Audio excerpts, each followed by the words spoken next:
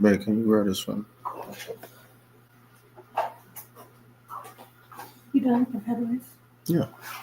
That was for you. I didn't want to let bite anyway.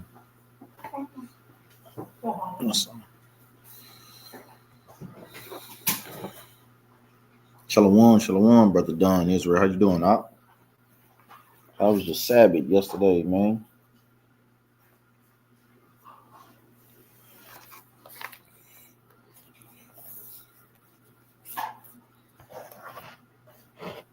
Shalom, got brother Ray, Battle Axis, Minnesota in the building. I know I was looking into that article you had put up in there, up in the chat yesterday, up in the messenger, with Russia and eventually, shoot, that thing gonna come to a head, boy. Eventually, that thing is,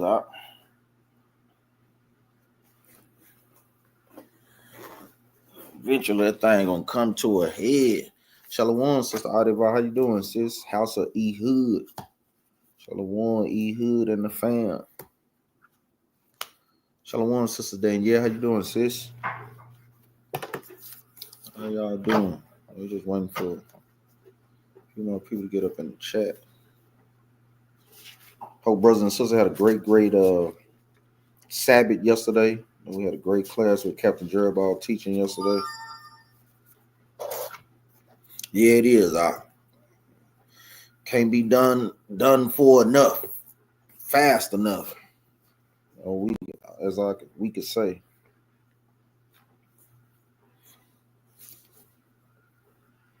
Shoot, keeping up pretty good, brother Dunn, man. Thanks for asking. Keeping up pretty good as much as we can in this damn captivity. Shalom, Black King Transportation. Shalom, hey, that's the most High bringing that judgment on them. You already know, man. That's that Isaiah 29, verse 5 and 6.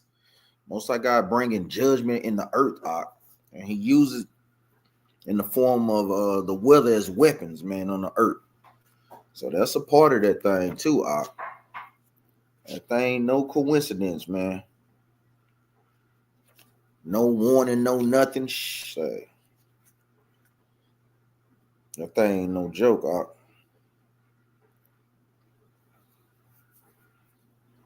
That thing ain't no joke, man. Just looking for a couple of notes right quick. Oh man, I got so many notes, man. Different pads. Shalom, Jeff Berry, shalom. Shalom. Waiting on a few brothers and sisters to come in.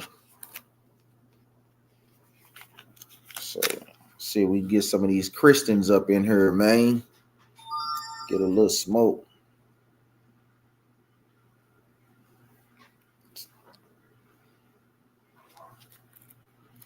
Make sure that's one of the main things that y'all do when y'all in this truth, man. Y'all make sure that y'all take plenty of notes, man. Y'all must take notes in the truth. Like we say, it's man, so many precepts. You can't remember them all, man.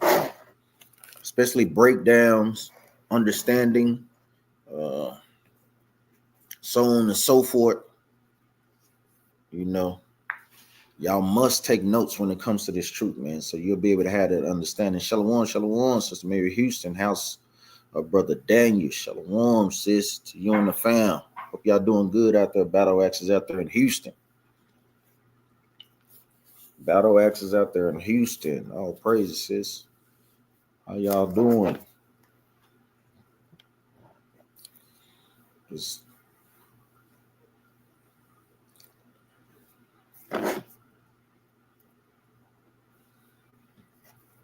we say, I know, like we say, we got the Q&A, but I know also kind of the subtitles touch on discernment in the truth, man. Discernment. And that's a heavy thing that brothers and sisters need in this walk. You need discernment in this walk, man. You need it.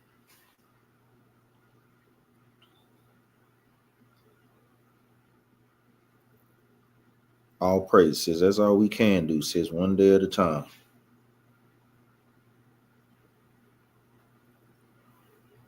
That's all we can do, sis.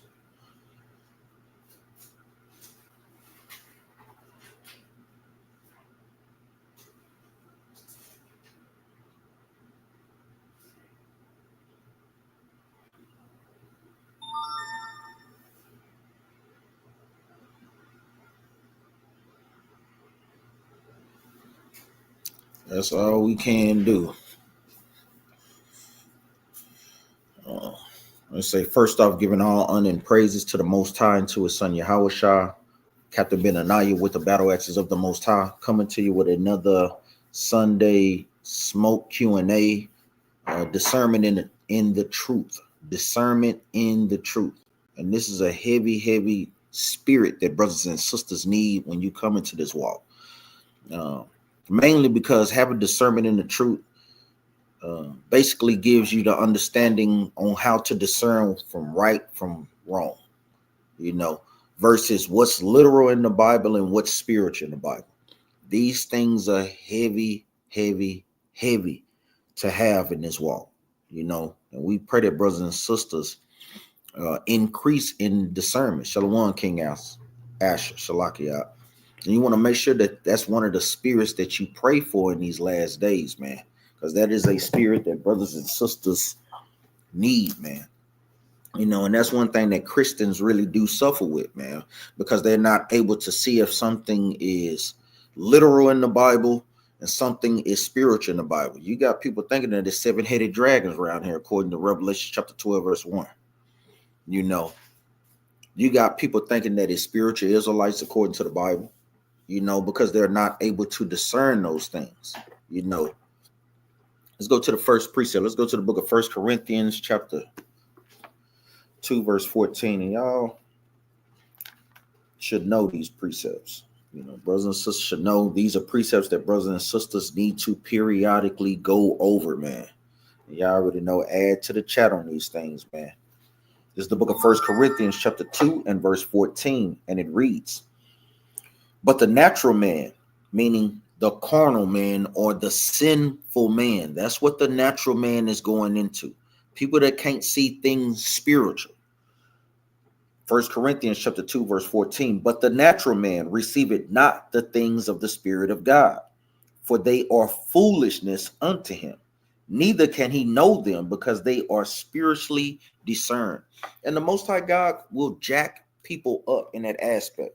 A lot of times we think that the Most High God doesn't bring judgment. We think that the Most High God is just all loving, and you never have to pay for the things that you don't do according to his words. In that scripture, it's telling us the natural man, meaning that sinful man cannot understand the Bible, and they won't be able to understand that because the Bible commands us to be spiritual. What makes you spiritual? Let's jump over a chapter or a book, Salaki. Let's jump over to the book of Romans. This is what makes you spiritual. It's the book of Romans, chapter 7 and verse 14. And it reads, for we know that the law is spiritual, but I am carnal, sold under sin. So the carnal man, the natural man, is going into what? That sinful man, meaning that man does not want to keep the commandments of the Most High. Because once you start to keep the commandments of the Most High, that's when you start to become spiritual. That's when you gain the Holy Spirit. That's when you gain the understanding of the scriptures to be able to exercise your senses to discern right from wrong. And this is a spirit that I cannot stress enough, that is heavily needed amongst our community, man. Heavily needed.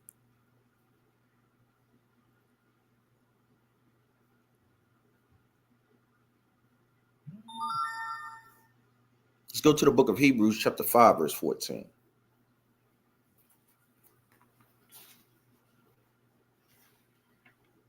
Most High God won't give you the understanding if you're not following the directions that he gave you. It's just that simple. So when we hear in Christians saying that the law is done away with, that Christ came to give us grace as an excuse not to keep the law, we know that those people are spiritual, and we know that those people are carnal as hell. It's the book of Hebrews, chapter 5 and verse 14, and it reads, but strong meat belongeth to them that are of a full age, meaning the deeper meanings of the Bible. Shalom, Soldier E. Hood in the building. Shalom, Voss. It says, but strong meat belongeth to them that are of a full age, even those who by reason of use have their senses exercised to discern both good and evil. And that's what that spiritual man is for you to be able to discern what's good and what's evil. We seeing in these last days how much evil it is on the earth, man. If brothers and sisters are not able to discern that we're in the last days, man, that shows you that that person is carnal as hell and that that person is of the world. And that's one of the things that the Most High God commanded us not to be of the world. We can't be of the world because if you're of the world, you're not able to see the things that the world, you just living it up. Lust, chasing after money, chasing after women, chasing after glory, chasing after vainglory. You chasing after things that won't profit you to be able to make it to the kingdom. That's why, like we say, can't harp on this enough. Discernment is a heavy, heavy spirit. Even like Brother Dunn Israel put in his chat, the book of Sirach, chapter 17, verse 5, they received the use of the 5 operations of the Lord. And in the 6th, he parted them understanding. And in the 7th, speech, an interpreter of the cogitations thereof. This is a spirit, like you said, that brothers and sisters need to constantly align themselves with. Even like when brother was asking about what do we think about the floods. Well, we know that these things are judgments in the earth. We know the floods that's going on in South Texas and Kerr. We know that these things are judgment. Because all we have to do is just go to the scriptures. Let's go to the book of Isaiah, chapter 29. The brothers and sisters should have these precepts. You know how the Most High God is visiting the earth with bad weather. And he uses these things as weapons. People don't know those things. They'll read over these things all the time in the scriptures and they'll never be able to put the pieces of the puzzle together. This is the book of Isaiah, chapter 29 and verse 6, and it reads, "Thou shalt be visited of the Lord of hosts with thunder and with earthquake and great noise, with storm and tempest and flame of devouring fires." So we see that the Most High God caused a earthquake in Indonesia. We see where the Most High God is being visited in the earth with the floods that is steady. The death toll is steady rising, brothers and sisters, man. He is not playing. Because we know, seeing through all the media, seeing through what's going on, that those things have certain, what you would say, certain ties to wickedness. We would just say, like you say, Camp Mystic, even a name within itself. Like you say, do the research, you know. So we see how the Most High God is visiting the earth and judging the nations with these things, man. I know I was talking with brother Joseph from Battle Axes in Phoenix, and like I say, I gave a great precept. Let's see if I can remember that.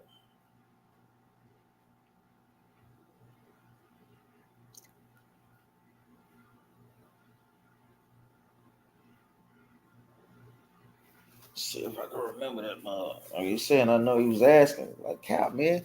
Like, that's a great precept. Shalom, shalom, Sister Keo, shalom. Shalom really studied House of Berekah, shalom.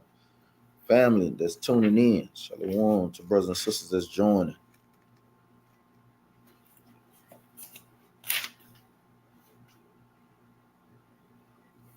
Bear with me.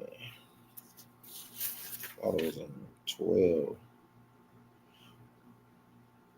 Okay, it's Job chapter 12 and verse.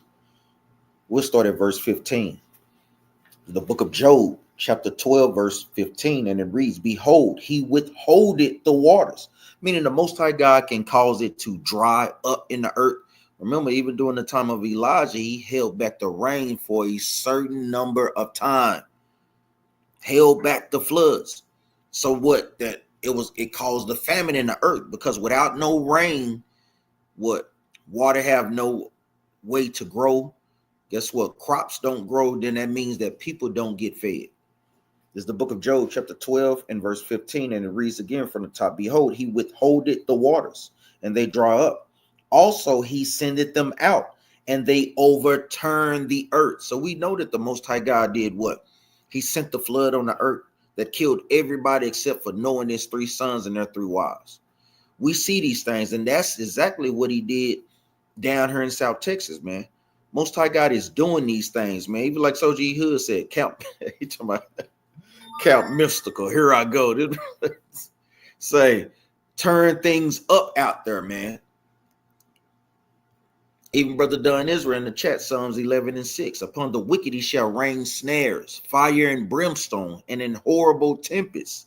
This shall be the portion of their cup. And we know who the wicked is according to the book of Malachi. We know who the wicked is and various other precepts. We know who the wicked is according to the Bible. And we know, guess what? That's who those things are turning up in these last days. So we have to have discernment in these last days that guess what? Things are getting worse and worse and worse. And brothers and sisters don't get their spirit right. If you're not able to discern if you're on the right track to guess what? Secure your salvation, then you're going to be caught out there, man. You're going to be totally caught out there.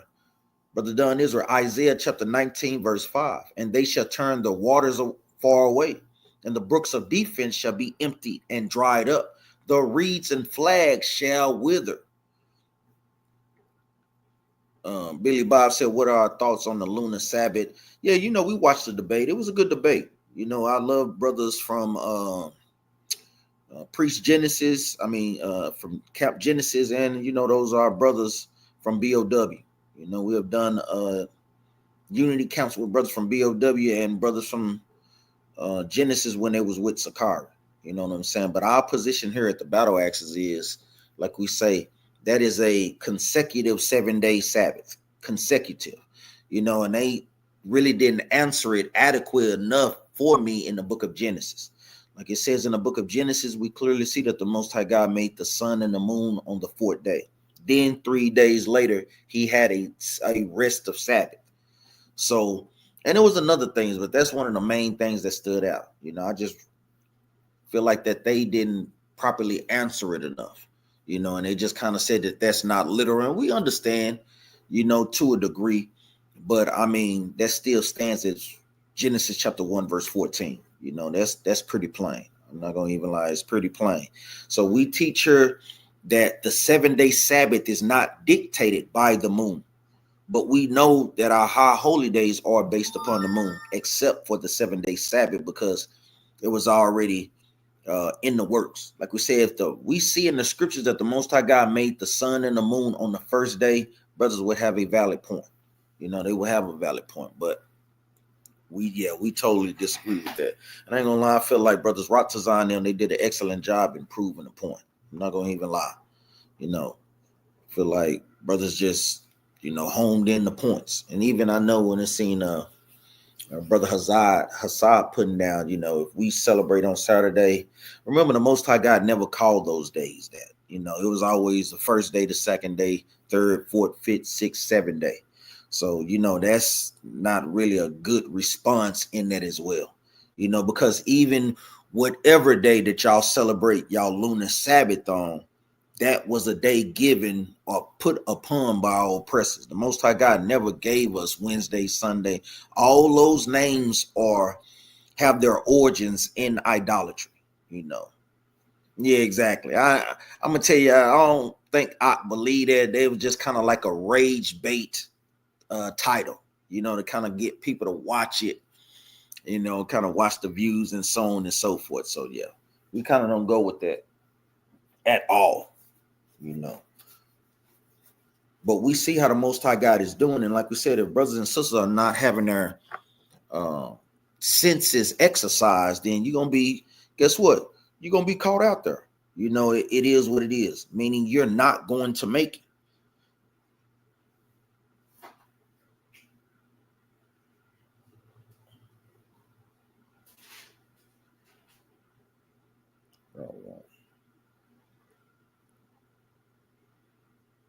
Let's go to the book of James, chapter 1, verse 5.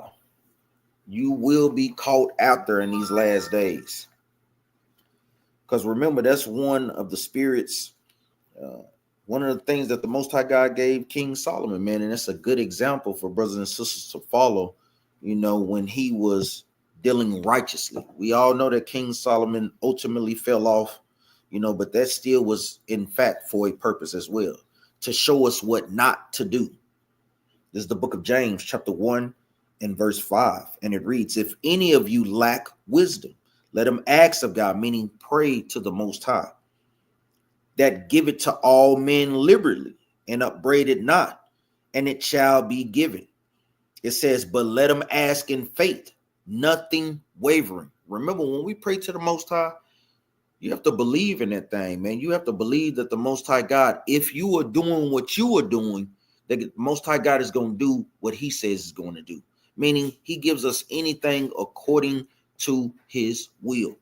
Like we always say, he ain't praying for the S550. No, Lord, just bless me with a car so that I may get back and forth to Sabbath class, that I may get back and forth among the congregation to be able to keep God's high holy days and to congregate amongst brothers and sisters. These are the things that we constantly need to be praying for, brothers and sisters. Things that are going to help us build our faith and help with us keeping the commandments as a nation of people. It says, but let him ask in faith, nothing wavering. For he that wavereth is like a wave of the sea, driven with the wind and tossed. Because it's easy to be tossed to and fro. Shalom, Brother Michael. Go ahead and ask them things, like you already know. You don't need no invitation in this. But we have to understand that in these days, it's going to come doctrines that'll be out here. And brothers and sisters, whatever camp you with, if brothers don't teach that, don't let those things deter you. It's not saying that you can't look in there, but ask leaders of the congregation. That's what we tell brothers and sisters. You know, be careful who you watch. You know, understand where you are and what doctrine or what understanding of the Bible your leaders teach, so that you may not be easily swayed. Because I've seen certain doctrines pull brothers and sisters out the truth because they were on a good foundation, similar to what Captain Jeroboam was going into. They didn't build the walls. You know, they weren't secure in their house. You know, they didn't take the time to, guess what, set a good foundation. A lot of times these brothers either sink in the truth or, guess what, get literally rooted out of the truth. Like Brother Dunn Israel said, great precept. Wisdom of Solomon, chapter 9, verse 4. Give me wisdom that sitteth by thy throne, and reject me not from among thy children. That's a great precept that brothers and sisters can put with the book of James, chapter 1, verse 5. Remember, the prophets took those scriptures and did what? Added on to them and expounded more upon those things, man. Great precept. All right. Let's go to the book of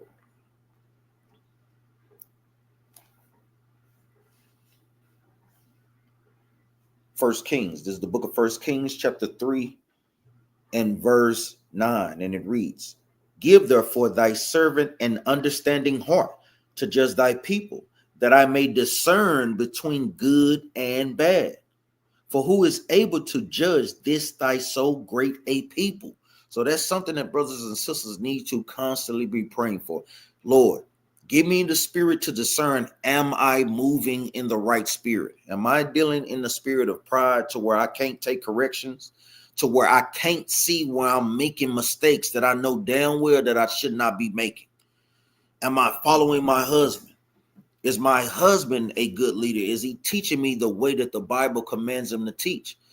You as husbands, am I guiding my wife the right way? Am I guiding my family? Do I have my household in order? You know, these are the things that brothers and sisters need to constantly contemplate on. Brother Really Study said, can you break down what the stars is going into the book of Luke chapter 21, verse 24? So that's a good question, and good question to the point. Remember, stars in the Bible can be literal stars, or also could be what? Figuratively stars. We know certain stars in the scriptures are referred to as the 12 tribes of the children of Israel. And then you also have what? Literal stars that are in the sky.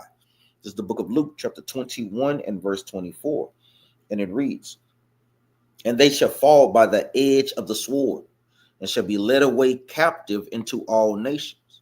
And Jerusalem shall be trodden down of the Gentiles until the times of the Gentiles be fulfilled. So this is Christ giving a prophecy about what? 70 AD, when the Romans were going to come in and to destroy Jerusalem. So we had to flee and leave out. And he was telling the people that was trying to come back to celebrate the feast days, don't come back in. Verse 25 is what I think you want out. And there shall be sights, and there shall be signs in the sun and in the moon, and in the stars upon the earth, distress of nations with perplexity, the sea and the waves ruin. So we know that this goes in and out of literal verbiage as well as figuratively. The first part is going into signs in the sun and in the moon. What are the signs that we see? We see with the moon how we've been having what? Blood moons. You know, we see these things. We see that we not too long ago, a few months ago, had a what? An eclipse. These are the signs that the Most High God is showing us in these last days. It says, and in the stars. So we see that these things literally are happening on the earth. We seeing these things. We seeing chariots in the sky. You may mistake it as a star. Then suddenly that thing move to the next place.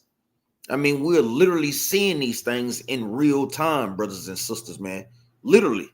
So yes, this will be figuratively on this point.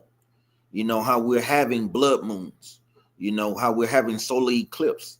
You know, so this is that understanding. But remember, it's a second understanding to stars. Stars can also represent what? The 12 tribes of Israel, but not in this context. Let's go to the book of Sirach. Prove a point.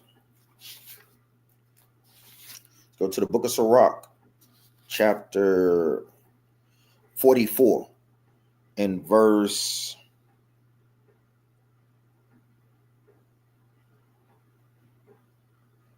21. This is the book of Sirach, chapter 44, verse 21. Therefore he assured him by an oath that he will bless the nations in his seed, and that he will multiply him as the dust of the earth, and exalt his seed as the stars. So we see where the Most High God compares the children of Israel to a multitude of stars. Why? Because it's a lot of us. You know, we are a multitude of nations, meaning it's a lot of us. We are like the sand of the sea. And you'll see the Most High God compare us to these things, like in the book of Revelation, chapter 12, here, and various other places that you may read. But brothers must have discernment. And a lot of times, if you just take the time to read it, it'll give you the context in which it's being used.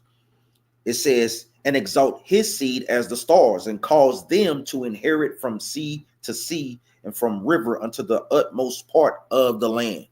So we see that, guess what? Stars has multiple meanings in the scriptures. It can literally be talking about the stars, but it also can be talking about who? The 12 tribes of Israel.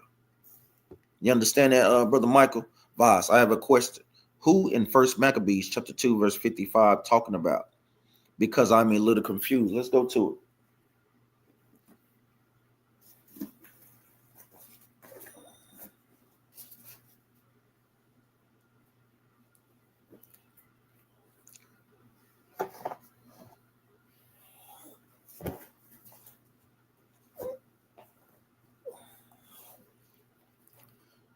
This is the book of First Maccabees, chapter 2, and verse 55, and it reads,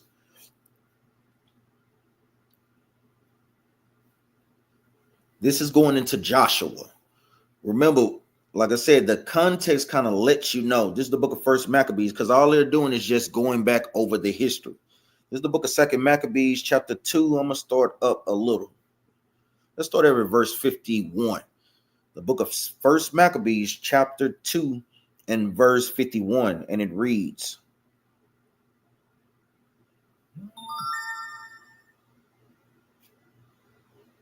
because remember, this is going into Mattathias. Mattathias was the father of the Maccabean brothers.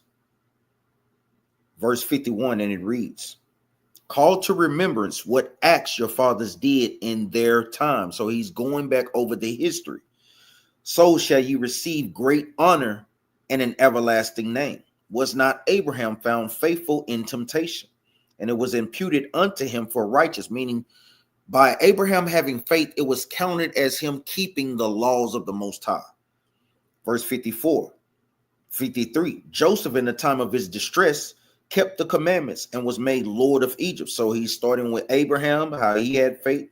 Then he's taking it to Joseph when he was in Egypt, how he was made second in command in Egypt. Verse 54, Phineas, one of the Levites, one of the first Levites, Phineas, our father, in being zealous and fervent, obtained the covenant of an everlasting priesthood. Jesus, when they read this, remember this is transliterated from the Greek. So this is going into Joshua. Joshua, for fulfilling the word, was made a judge in Israel. So a lot of times this lets you know what the context is. Remember, he's just retracing the history. So this Joshua, remember, is going into this Jesus is going into Joshua. Remember, those are transliterations of words. You understand that, Voss?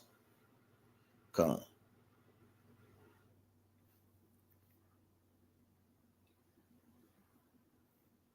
Yeah, I seen that. I seen that clip. I know you're talking about seven sons seen in China. And I know, remember, we are taking mine, like we say, AI and so on and so forth. But I seen that. You know, I totally seen that. Voss, it says, what is the best way to block off stuff that's harmful to us? Well, that's where you have to have discernment, and you also have to have discipline. The best way to block those things off is with discipline, Voss. We'll just stay in the Apocrypha. Let's go to the book of Wisdom of Solomon, one of my favorite precepts, man. Or second Ezra. I always get that mixed up. Wisdom of Solomon, chapter 1, verse 5. And it reads, for the Holy Spirit of discipline will flee deceit and remove from thoughts that are without understanding, and will not abide when unrighteousness come in.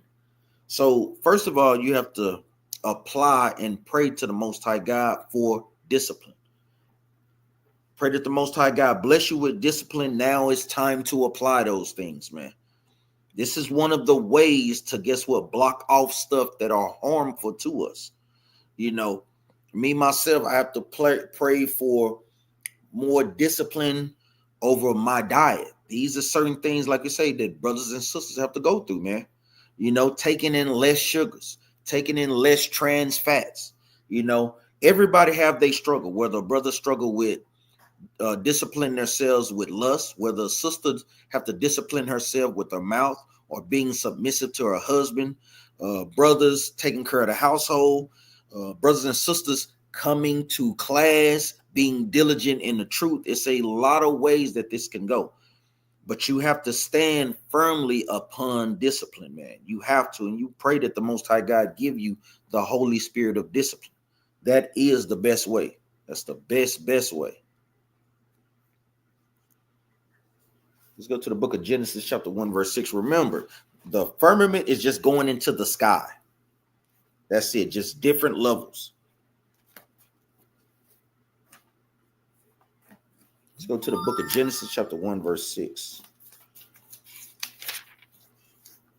This is the book of Genesis, chapter 1 and verse 6, and it reads, and God said, let there be a firmament in the midst of the waters, and let it divide the waters from the waters. So the waters that it's talking about, the waters in space from the waters that are in the sky.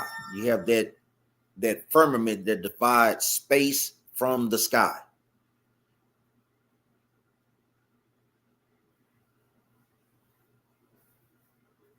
Let me see if I can pull it up.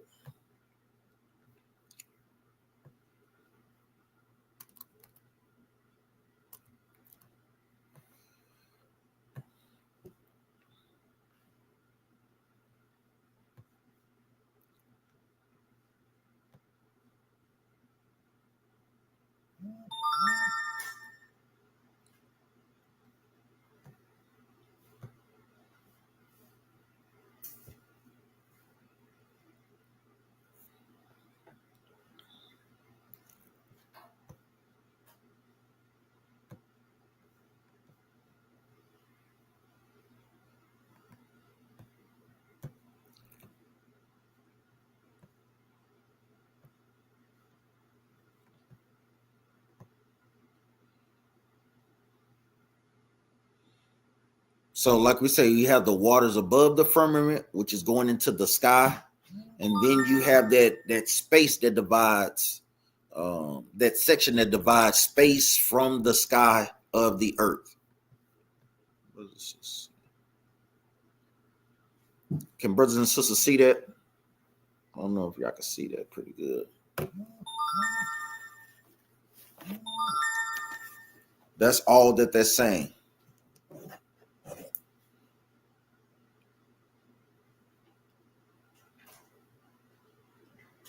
I know Captain J Ball getting on bruise. I'm talking about blowing up the chat. Talking about bruise, better. Know some of the bruise working. Bruise better be tuned in, man. Like we say, asking questions. But that's what that's going into. So we see that's firmament. I don't know. Can brothers let brother Shalom brothers Akamata, Zako, Salakia. Let me know if y'all can see that. Yeah, now that with that, like we say, we just kind of see how the Most High God compares that to a molten glass. You know, some brothers believe in it. I don't kind of want to get into all that. You know, we just kind of want to stick with what the Bible is saying. You know, but we here at Battle Axis. Con. So that's what that's going into, that space that separates space from the sky. Waters in outer space, waters in the sky. How do we know? Like we say, the clouds represents that water.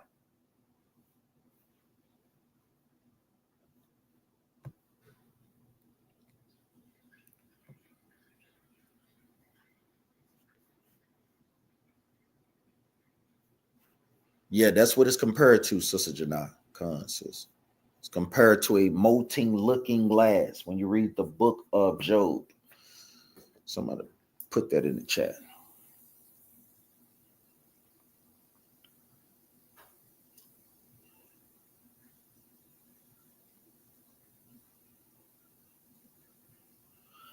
Let's go to the book of Job, chapter 37 and verse 18.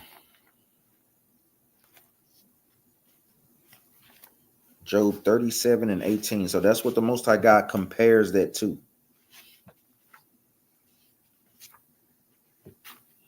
The book of Job, chapter 37 and verse 18. And it reads, "Hast thou with him spread out the sky, which is strong, and as a molten looking glass," meaning he's comparing the sky. Because you know, when you see it in the daytime, when the sun is about to drop, you know, my wife always kind of, "Hey, babe, look at that." You know, we kind of see it when the sun is about to set, you know, the orange, the red, the different colors. And as you compare that to how they are molding glass, you know, that's what the Most High God compares that to, that firmament or the sky to. A molten looking glass. It's a beautiful thing to see, you know, when the sun is about to set, for brothers and sisters, you know, that have caught it. Voss is asking, what is Isaiah 41 verses 1 through 5 going into? Come. Brothers and sisters putting the great questions in the chat. Let's go to it. The book of Isaiah, chapter 41, verses 1. Starting up at 1.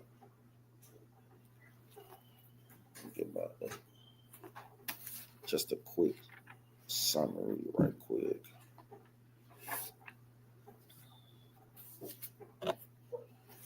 Make sure y'all have different types of Bibles that are real good. The book of Isaiah, chapter 41 and verse 1, and it reads, "Keep silent before me, O islands, and let the people renew their strength. Let them come near, then let them speak. Let us come near together. Let us come near, Salaki. Let us come near together to judgment." So we see how the Most High God is going into our people that are far off on the islands, how it's our job to do what, or their job to renew their strength. Their strength in who? In the Most High. Remember, Isaiah is talking about, like we say, in that time, but more importantly, on a deeper level, he's talking to the time of our people in these last days that are scattered far off in these islands. Verse 2, "Who raised up the righteous man from the east, called him to his foot, gave the nations before him." Who is this going into? Remember, the prophets always recall the history. This is going into Abraham, how the Most High God called him from the east. Let me read verse 2 again. Who raised up the righteous man from the east, because we know that Abraham came from what we know today as the Chaldeans or Babylon or Iran and Iraq. That's east of Israel. If brothers and sisters understand that. It says, gave the nations before him and made him rule over kings. He gave them as the dust to his sword and as driven stubble to his bow. Going into what? Genesis chapter 14, verse 14, where he had to do what? Let's get that account. This is a great read. Make sure y'all write these things down. Remember, a lot of times in the scriptures, all the prophets are doing is just recalling history. That's all that it's doing. Genesis chapter 14 and verse 14. And it reads, and when Abraham heard that his brother was taken captive, he armed his trained servants, born in his own house, 318, and pursued them unto Dan. And he divided himself against them, he and his servants by night, and smote them and pursued them unto Habah, which is on the left hand of Damascus. Let me jump down. Verse 17. And the king of Sodom went out to meet him after his return from the slaughter of Chaldor Laomer and of the kings that were with him at the valley of Shaveh, which is the king's dale. So it's showing you the nations that he took down, going into the slaughter of Chaldor Laomer and of the kings. When you read that history, it's a great read. Let's go back. It's the book of Isaiah, chapter 41 and verse 2. Who raised up the righteous man, meaning Abraham was keeping the commandments according to what? Genesis chapter 26, verse 5. Who raised up the righteous man from the east, called him to his foot, gave the nations before him, and made him rule over kings, like how we just read. He gave them as the dust to his sword, and as driven stubble to his bow. He pursued them and passed safely, even by the way he had not gone with his feet, who had wrought and done it, calling the generations from the beginning, I the Lord, the first, and with the last, I am he. This is the Most High God saying he's that nigga, basically. The Most High God literally put the spirit on him to do those things, man. And the Most High God was literally with him. He's the first and the last, ultimately. Verse 5, the owl saw it and feared. The ends of the earth were afraid, drew near and came. So remember, this is just recalling how the Most High God was dealing with Abraham on a high level. Bezaleel, shalom, shalom, shalom, brother Abraham. How y'all doing, Ox? Great question. I know Zakar Matah. Make sure, brothers and sisters, write those precepts down. I was going into Abraham, Genesis chapter 14, verse 14, with Isaiah 41, verses 2. It's going over that history. Brother Zakar Matah says, Sirach chapter 30 and verse 20. Let's get there right quick.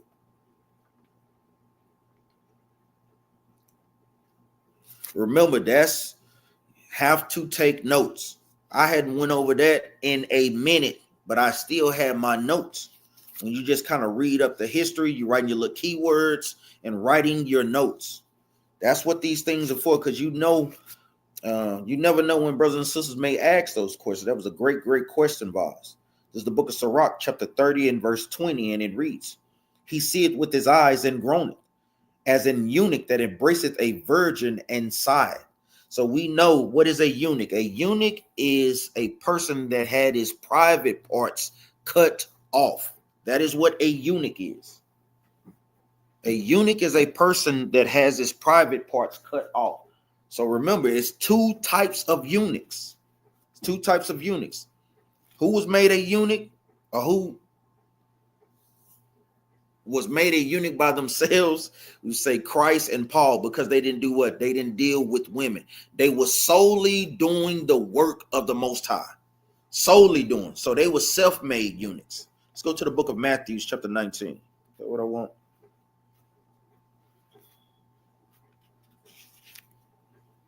Who got the precept? Put it in the chat. Who has the precept? I want to know what y'all understanding is. It's the book of Matthew, chapter 19 and verse 12. And it reads, for there are some eunuchs which were so born from their mother's womb. So you have one type of eunuch that they was born a eunuch, meaning their plumbing didn't work. It didn't work when they was a child or when they was born. This is the first type of eunuch. It says, and there are some eunuchs which were made eunuchs of men. This made eunuchs of men is where you had the men come in and cut off their private parts. So who was made eunuchs? You had Daniel that was made a eunuch in the house of Nebuchadnezzar. They were made eunuchs because they didn't want them sleeping with his harem of women. So they cut off their private parts. A lot of people don't even know that. Let's go to the book of Isaiah. Stay here. Let's go to the book of Isaiah chapter. Is this what I want? Isaiah chapter 39.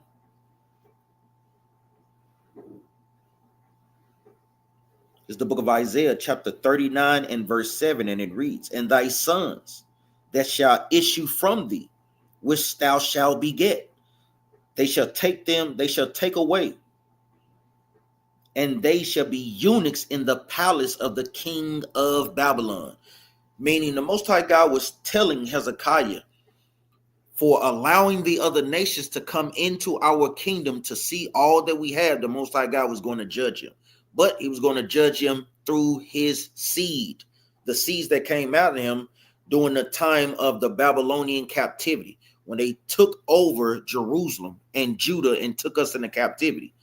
And Daniel was made a eunuch in the king's palace. Let's go to the book of Daniel. This is the history that y'all must know. Y'all must know this.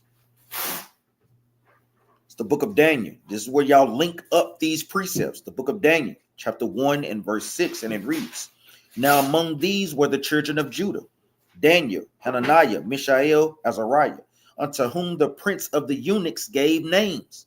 For he gave unto Daniel the name of Belteshazzar, and unto Hananiah of Shadrach, and of Mishael, Meshach, and of Azariah, Abednego. So we see how this prince of the eunuchs made Daniel eunuchs. This is where you have to link up the precepts.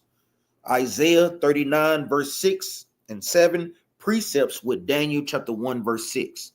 So now we're getting an understanding of what a eunuch is. Let's go back. It's the book of Matthew chapter 19 verse 12. For there are some eunuchs which were so born from their mother's womb, meaning they were born with their plumbing not working, meaning genitals. It says, and there were some eunuchs which were made eunuchs of men, like how we had with Daniel and the three holy children.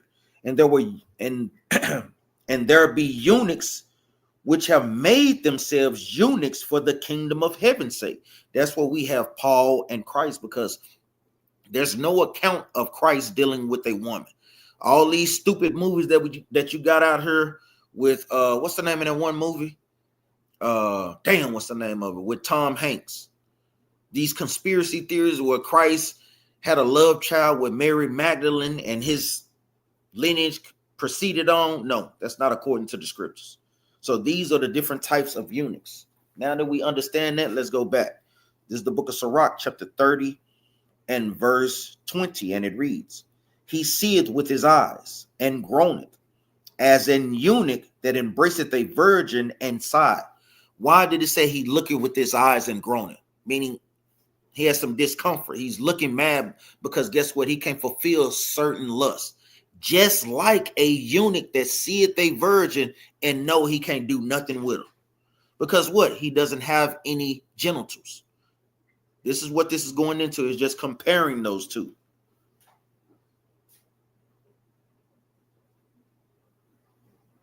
You brothers, did you understand that, Zakol Matah? Great precept, Ak, for that firmament. Second Ezra 6 and 2. 6 and 41. It says, upon the second day thou madest the spirit of the firmament and commanded it to part asunder. Great precept. Make sure brothers have that, because remember, In the book of Second Ezra, Ezra is expounding upon the creation in the book of Genesis. Make sure y'all precept those things together. Ezra is expounding or going into more detail on the things that the Most High God did in the time of Genesis. Great precept. Like you said, and to make a division between the waters, that one part might go up and the other remaineth beneath. Great precept, man. Shalom, Demir's Rashan. I know I was putting great precepts in the class as well. Yeah, Daniel as well, Khan, huh? Khan, I mean, hey, if that's your choice, man. Look at you talking about never mind. I'm gonna tell you that take great discipline, man. I ain't saying that brothers can't do it, but you just solely doing the work of the Most High that you don't have time for women. Because think about it, man. You have a wife, you have to put the time in there for her needs as well. You have to protect, you have to provide, you have to teach her, you have to guide her. That takes time from being so hardly attentive to the Most High God's work. And I ain't saying that you put the Most High God's work, your wife over the Most High God's work. No, but you still have to make time for your wife as well. That's the point. And that's something that brothers must have discernment in. Great precept. Got Brother Shalom in the building. Shalom. Yeah, go ahead, Vosh. You don't have to ask. Just ask your question.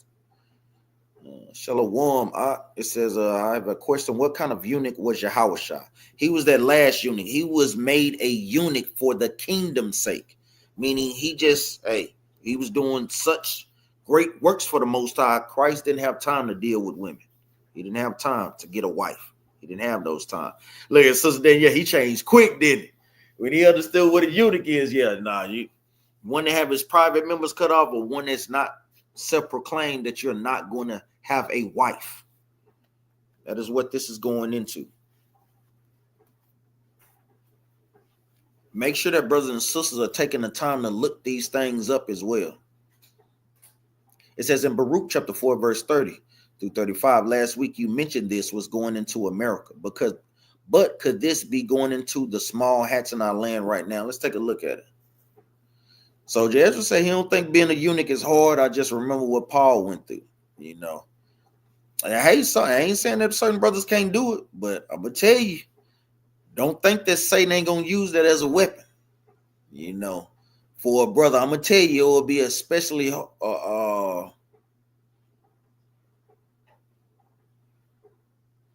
I would say trying in these times, especially if you already done dealt with women. You know what I'm saying?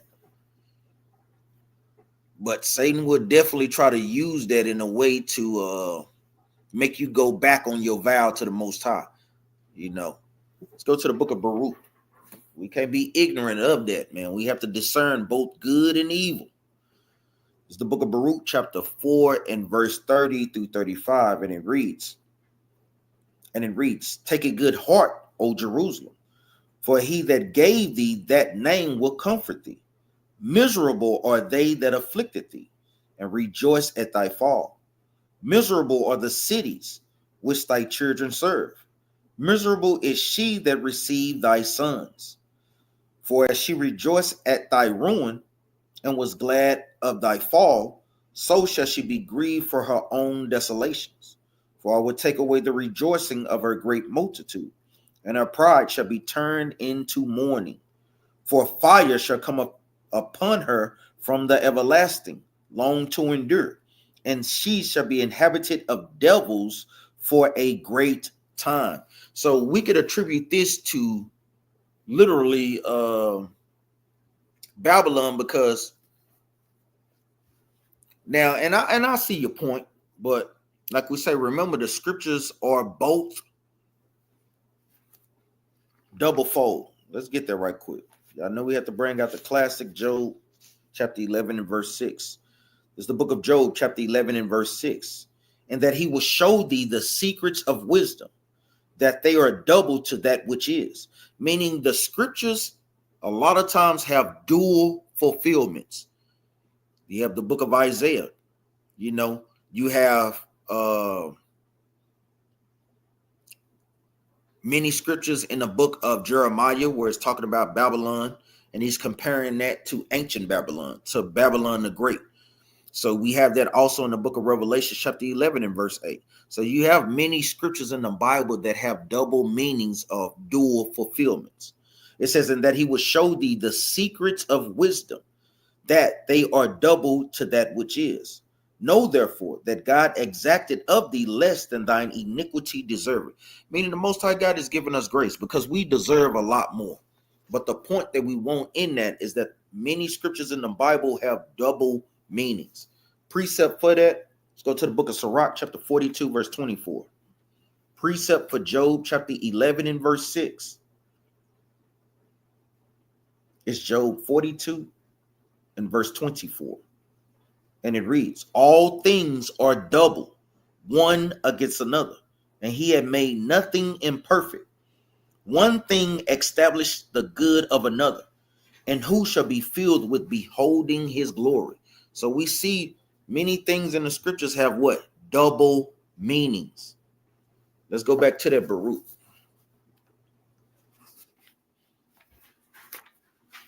So I understand why you asked that out. I totally understand that.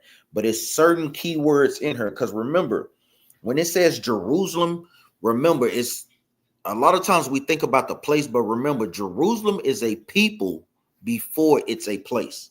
Jerusalem is a people before it's a place. So I can kind of see your logic in there, but it's certain key words like verse 35. "For fire shall come upon her from the everlasting, long to endure, and she shall be inhabited of devils for a great time." So we know that that's solely attributed to America. Don't get me wrong. He's going to blow Israel up from kingdom to come too, Salakia. He's going to rain down fire upon that place as well to get them up out of that place. But it's certain key words that precepts with Babylon the Great. What brother know the precept? Let me see if brothers is dealing with this thing in the spirit. "And shall be inhabited of devils." Let's go to the book of certain key words that brothers and sisters should pick up on.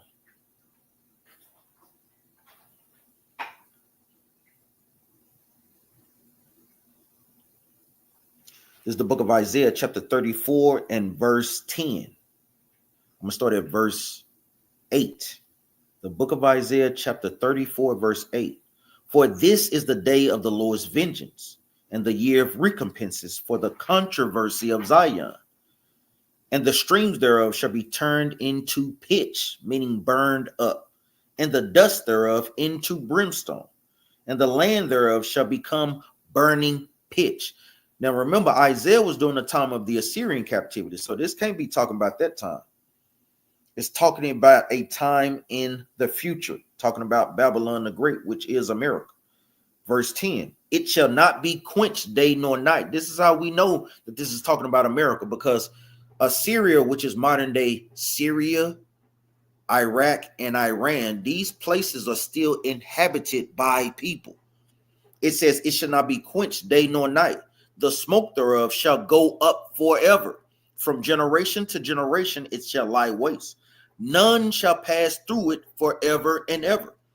But the cormorant and the bittern shall possess it." These are types of unclean birds. "The owl also and the raven shall dwell in it, and he shall stretch out upon it the line of confusion and the stones of emptiness." Let me jump down to verse 13. "The thorns shall come up in her palaces, nettles and brambles in the fortresses thereof, and it shall be an habitation of dragons and a court of owls." Let me keep reading. Let me hold that. Go to the book of Revelation, chapter 18, verse 2. It says a court of dragons.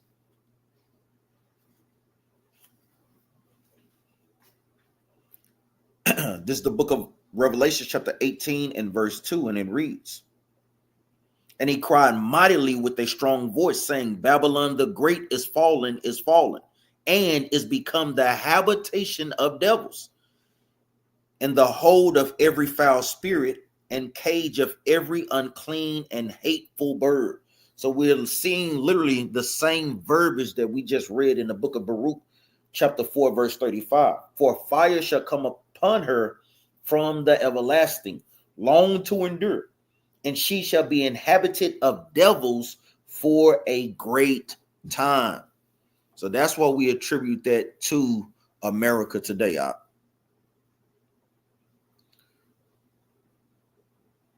Come, brother Demir's 19, Matthew's 19 and 11. But he said unto them, all men cannot receive this saying, save they to whom it is given. Come. Yes, that is the main thing that attacks a brother that's a eunuch is lust, because they always have that desire to deflower a virgin. You know, they always have that lust. That's one of the main things.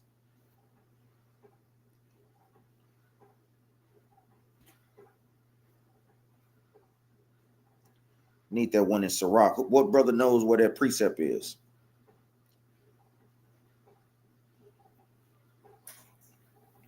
What brother knows where that precept is? Let's go to the book of Sirach, chapter 20 and verse 4. So yes, that's always on them, sis.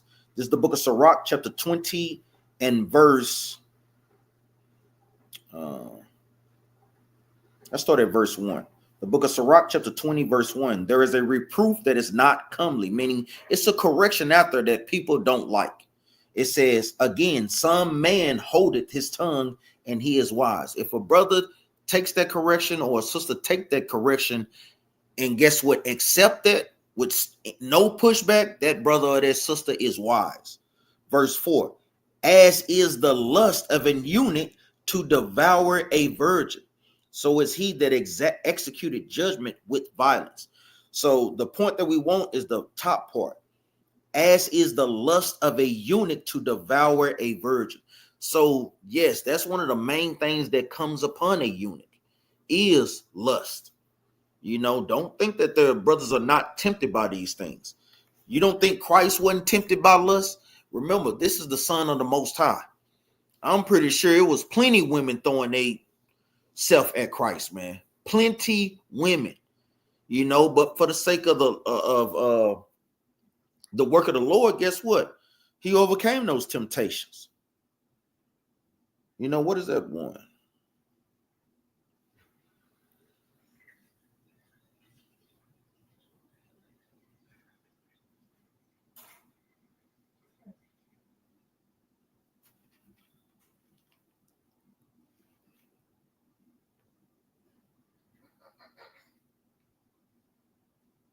I want that one. I know it's in Hebrews.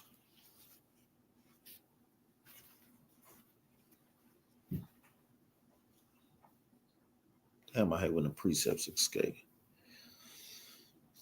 Shalom, sister says, how can I go about getting counseling? Well, first we ask you, do you have a husband, sis? You know, if you have a husband, like I say, you have to talk it over with your Lord, sis, and see if that y'all can reach out to the leadership so we can get y'all on the phone, you know, because we always want to hear both sides of the matter, like the scriptures say. You know, we want to hear both sides. So that's how you kind of reach out. You know, we would ask you, like, if you are congregating with your, if you have a camp, we would tell you to go to those brothers that you congregate with, you know, but if not, you know, and you kind of congregate with us over the internet, you know, like we say, first, do you have a husband? You know, and if not, you could just reach out to us, sis. You know, our phone numbers are in the description. It says 4 years plus until you find her. So yeah, we have brothers, you know, that don't have wives. Shalom, sister Genesis sis. Shalom, sis. Where was you at yesterday? Hope you straight. Yeah, not every man can live that single life. You're exactly right. You know, that's what he said. If you can't contain, that's why you have an opportunity to marry. You know, you have an opportunity to marry. Shalom, sister Genesis. Isaiah chapter 51.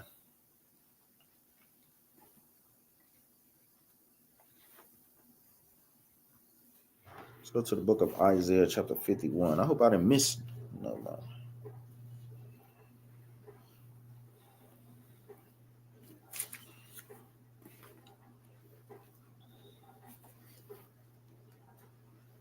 Isaiah chapter 51, going into the hewn rock from verses 1 to verse 3. Which one do you? Oh, you want 1920. Oh, yeah, that's going into the cup of the Most High God's fury. Meaning the judgments that he have put on us, he's going to put on the other nations. This is the book of Isaiah chapter 51, verses 19, and it reads, "These two things are coming to thee. Who shall be sorry for thee? Desolation and destruction." This is going into the cup of the Lord's fury. Desolation and destruction, meaning he was going to bring the Babylonians upon us because of our wickedness.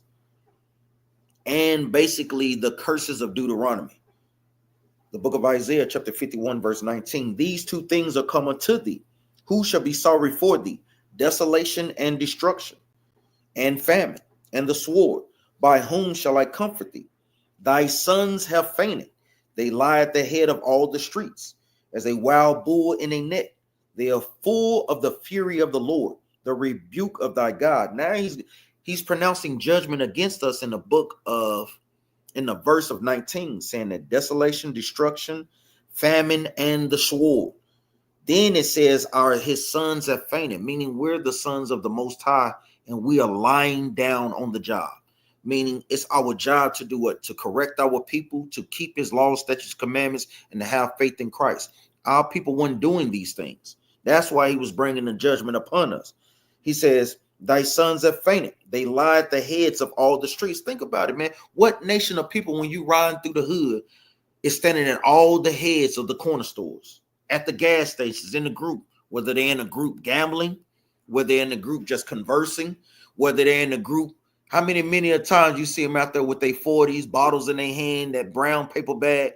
We see our people do these things, man. We don't see no other nation of people that do these things but so-called blacks, Hispanics, and Native Americans. We don't see no other nations, especially so-called Negroes, man. Who are we seeing doing these things? It says, as a wild bull in the net, and we call them today what? YNs. Because you can't say nothing to them. They ready to do what? Crash out. Can't say nothing to them, man. It says they are full of the fury of the Lord, the rebuke of thy God. Meaning what? That's just a just cause for that, because what? The Most High God is putting the curses upon us. What we going to do? What? Have hatred one of another? It ain't gonna be no more hospitality amongst each other. This is what these two scriptures are going into. You understand that, boss? Romans chapter 7. Let's get it real quick.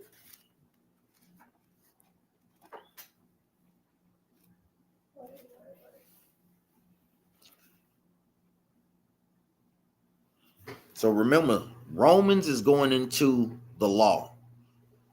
This is going into the law, and Paul is reaffirming that we have to keep the law. This is the book of Romans, chapter 7 and verse 1. This is a crucial point.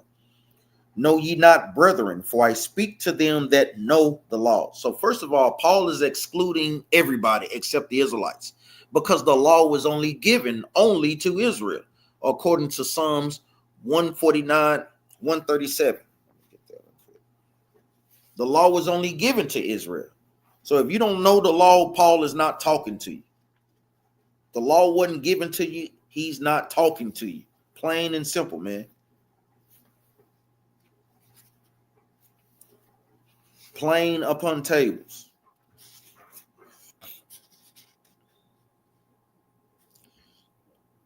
The book of Psalms, chapter 147 and verse 19, and it reads, "He showeth his word unto Jacob, his statutes and his judgments unto Israel. He had not dealt so with any nation. And as for his judgments, they have not known them. Praise ye the Lord." So no one was giving the laws of the Most High except the Israelites. So this is only who Paul is talking to. Let's go back. It's the book of Romans, chapter 7 and verse 1. "Know ye not, brethren, for I speak to them that know the law, how that the law had dominion over a man as long as he liveth." So he's reasserting that, because when you keep reading in the chapter, this chapter is going into the struggle with flesh versus sin, or versus keeping the law, Salakia, the struggle with sin. So you know your flesh wants to commit sin, but your spirit is telling you to do what? Keep the laws, statutes, and commandments of the Most High. You know, this is a heavy, heavy chapter to go into, but that's basically the outlook. The basic outlook of Romans chapter 7 is you dealing with the flesh versus dealing with the spirit. Let's jump down. Verse 7. What shall we say then? Is the law sin? God forbid. Nay, I had not known sin but by the law. So brothers and sisters don't even know what they're doing wrong, except the law tell us what we can and can't do. So we don't even understand Christians. How in the hell are you going to worship the Most High if you don't even know what he requires of you? It makes absolutely no sense. It says, I had not known sin, but by the law. For I had not known lust, except the law had said, thou shalt not covet. So this is what he's confirming in these things. Let me jump down. Verse 14, for we know that the law is spiritual, but I am carnal, sold under sin. So Paul is real certain that by you keeping the commandments of the Most High, that's what makes you spiritual, because that'll hold off the things that you have in your flesh, in your carnal flesh. The law is the strength of sin, meaning we're able to overcome sin by what? Keeping the laws of the Most High. This is plain. It says, verse 15, for that which I allow not, for what I would, that I not, but what I hate, that do I. Let me read that again, because this is a chapter that I had to, when I first got into the truth, I had to constantly go over these things. I'm like, what is he saying here? Then I understood it. You know, I understood that this is just a battle between the flesh versus the spirit. Verse 15 from the top. For that which I do, I allow not. Meaning what? A lot of times brothers can go off. Your body is telling you not to do that. That's the struggle that we have with lust. With guess what? Covetousness. With chasing money. You know, with having that thought of those things, man. That's why discipline is so important when it comes to this truth, man. And that's why keeping the law helps you to have discipline. It says, for that which I do, I allow not. Meaning some things you just do and you don't even know. You may have a thought. It's like, damn, I'm not really trying to do that. It's just that this carnal flesh can be so strong, man. It says, for what I would, that do I not. But what I hate, that I do. Because we hate these things, man. You may have a brother that deal with lust, and you see a sister that's shaped nice, and your instincts take over and you just glance. And you're like, dang, why did I even do that? And you may have certain brothers in the truth that looking. You're not looking to lust, but you're looking like, damn, why did this sister not have a dress on?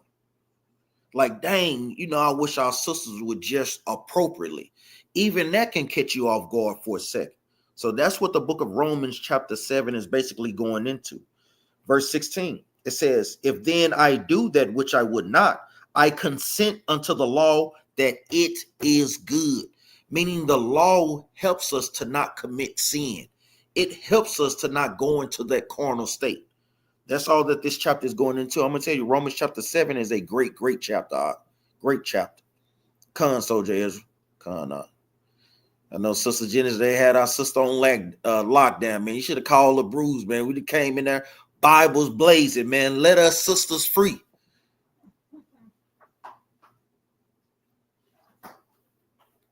Con, Soldier Ezra said he was just reading that. Oh, that Romans 7, con.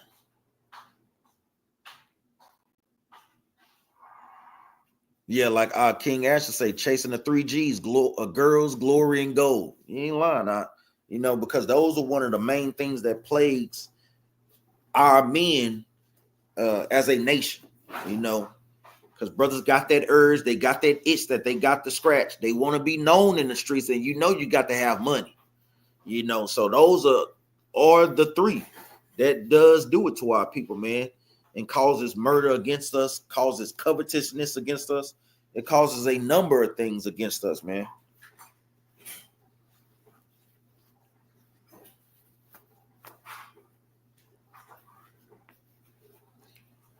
Like Soji Hood say we would have pulled that fire alarm like Kwam Yasharala and ran out. It's like, sister, pack your umbrella, man.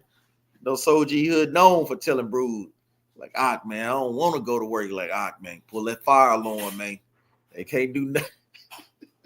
They can't do nothing, man. Flood the whole job, man. Hood hell, man. Like we said, we see a number of things that's going on. I ain't gonna lie. Like I was telling brothers and sisters in the chat, I recently just got on TikTok. It's like, man, what the hell did I do that for? Because I ain't gonna lie, as brothers look at those things through the spirit, man, you can see that. I'm gonna tell you, that's a tool of Esau. Now I see why they didn't want to get rid of TikTok. I can literally see that thing through the spirit, because when you go on TikTok, you going through your algorithm, all that you see on there is brothers versus sisters on there. You know, brothers versus sisters, and that's by design, brothers and sisters, man. It's not a coincidence where you keep seeing feeds on your TikTok where you have sisters pissed off at the brothers, then you have brothers that's retaliating against the sisters. Brothers pissed off at the sisters, sisters retaliating, man. They're literally causing a division between us as a nation of people, man. So I put it to you, brothers and sisters, y'all watch out for those things, man. Watch out. That's a spirit out there. That's a heavy, heavy spirit. That's the forefront of tearing us down. Sister Janai said, hey, what about the kingdom? The other nations will work for us, but do you think they will be getting to work? I don't think Most High would just make us or want to let us go out of their natural talents as a people. Yes, they are. Because the thing is, our job in the kingdom, sis, is to give orders. Just like Esau's job today is to give orders. You don't see Esau on those jobs doing no real laborious work. We don't see that. So that will be our job, sis, to bark out orders. Hey, do this. I don't like that. Do this that way. And we'll be giving these things according to the law. So that will be our job, sis. It'll just be like what we would say, light duty, sis. But that will be our job. It says, like, will we be making house plans for building, designs, clothing as royalty? Come. Remember, we'll just be at the forefront of those. Hey, I want my stuff with the gold thread and not the silver thread, Esau or Elam, because you know Elam be sewing the hell out of them dresses, man. You know, so that will be our job, to just give out orders. You know, the Most High God gives us the specifications for the temple. They're going to build it straight to the specifications that the Most High God gives us. Shalom like no other. Shalom, Ak, where you been at, Ak? So yes, that will be our job, to bark out other orders. Let's prove that. The book of Revelations.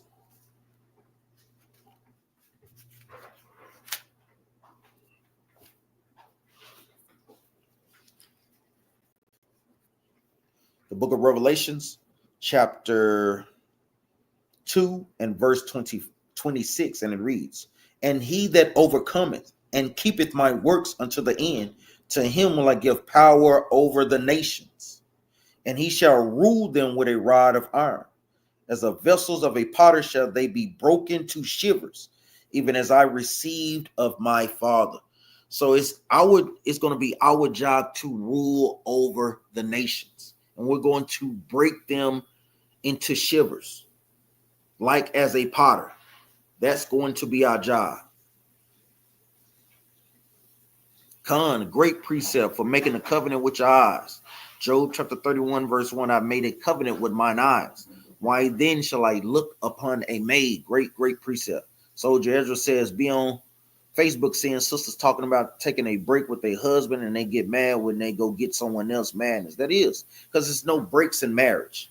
You know, you have to understand, and we're talking about marriages of the Most High. We're not talking about worldly marriages. That'll be a class for a brother to go into. Worldly marriages versus divine marriages. You know, the Most High God set it up for a sister and a brother to never divorce except for fornication. Meaning, y'all have to take that time to work those things out. Does he give you a time if things get real, real too hard, or in certain cases of abuse, to separate? Yes.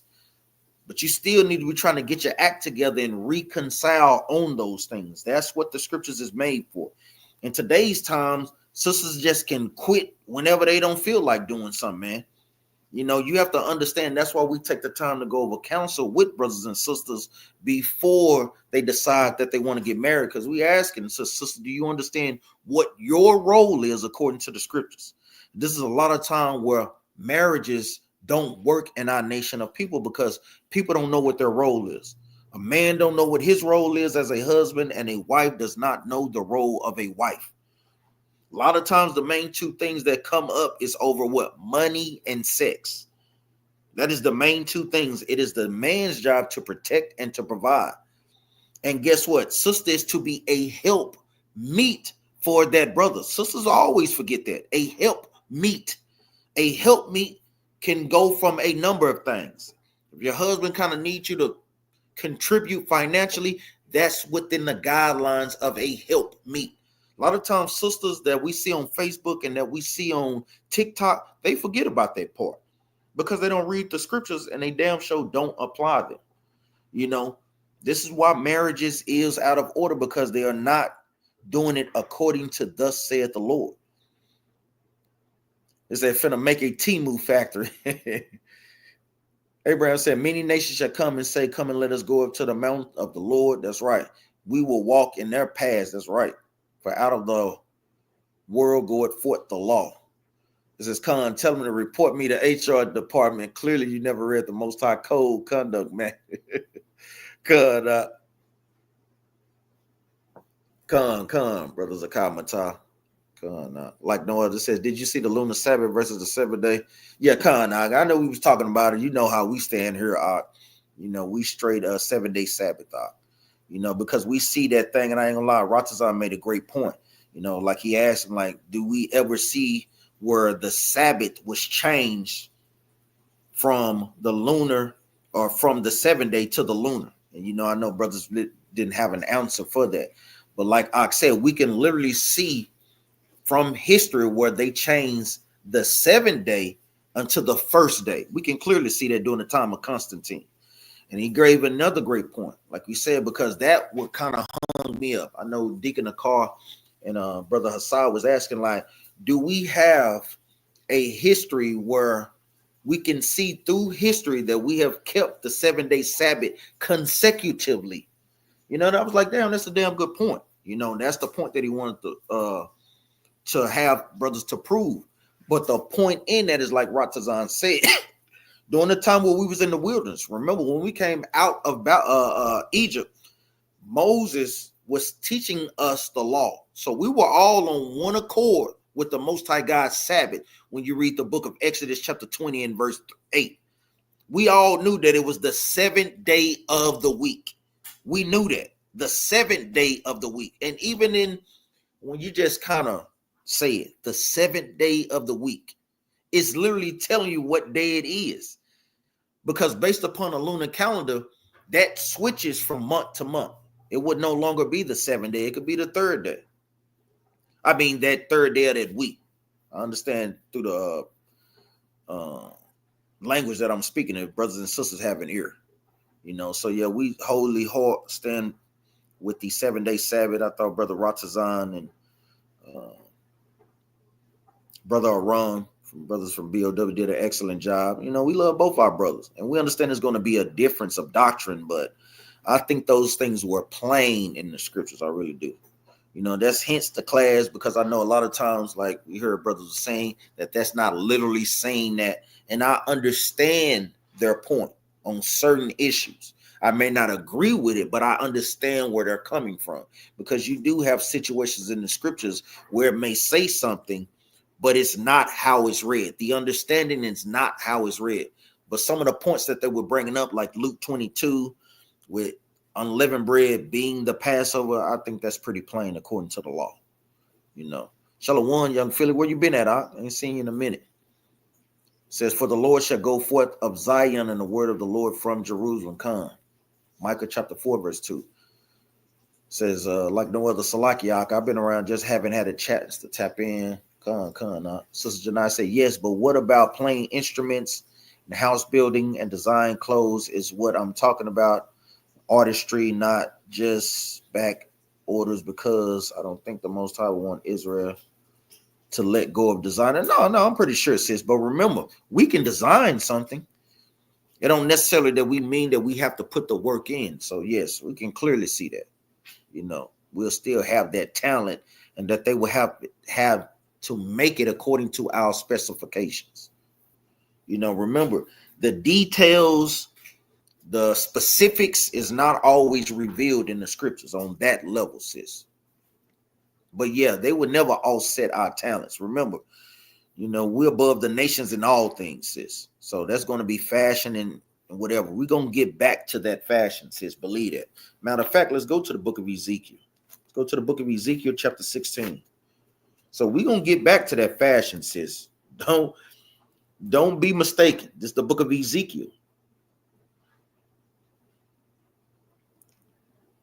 I'm going to start at verse 14, then I'm going to go back up. This is the book of Ezekiel, chapter 16, verse 14, and it reads, "Thy renown," meaning our fame, "went forth among the heathen for thy beauty, for it was perfect through my comeliness, which I have put upon thee, said the Lord God." Now let's go back up. Verse 9, "Then washed I thee with water, yea, I thoroughly washed away thy blood from thee. And I anointed thee with oil," meaning the Most High God took us from a lower state and gave us the law. He washed us with the word. It's another precept, brothers. Verse 9, "Then washed I thee with water." Verse 10, "I clothed thee also with broidered work, and shod thee with badger skin, and girded thee about with fine linen, and I covered thee with silk," meaning the Most High God gave us the best fashion on the planet Earth. That's how our fame went renowned throughout all the nations. Even now, they know we're some of the best fashion designers. Look at the brother that just died not too long ago, that make the shoes. Man, these people going crazy over their brother's shoes. That married the Edomite. Vajon, I forget the brother name. Great fashion designer, man. You have Yeezys, Yay, or Yee. We have great fashion designers amongst our nation of people. It says, "I deck thee also with ornaments, and put bracelets upon thy hands, and a chain about thy neck." So the Most High God, he knows what he's doing. Even when the Most High God gave the Levitical priests their garments, their priestly garments, Most High God he know how to deck us out. So that won't be taken, sis. We're going to go back to that, when the Most High God make us one nation again. Psalms chapter 2, verse 8, "Ask of me, and I shall give thee the heathen for thine inheritance, and the utmost parts of the earth for thy possessions." So Jesus say you might do a class on that. That Romans chapter 7, verse 2 talks on it. Romans chapter 7 is a great chapter for, like you say, brothers and sisters dealing with the flesh versus being spiritual. Like I say, Timu Factor, it says, Brother Demiris Rashan says, "So the kingdom will come down, but the nation will be built by the other nations." Remember, when it talks about the kingdom coming down, that's figuratively, meaning it's not going to actually come down from heaven. Like how we see Asgard. He said Asgard on the earth. No. Talk about the Israelites coming back down from the chariots, and the other nations is going to have to build up our kingdom. That's what that's going into.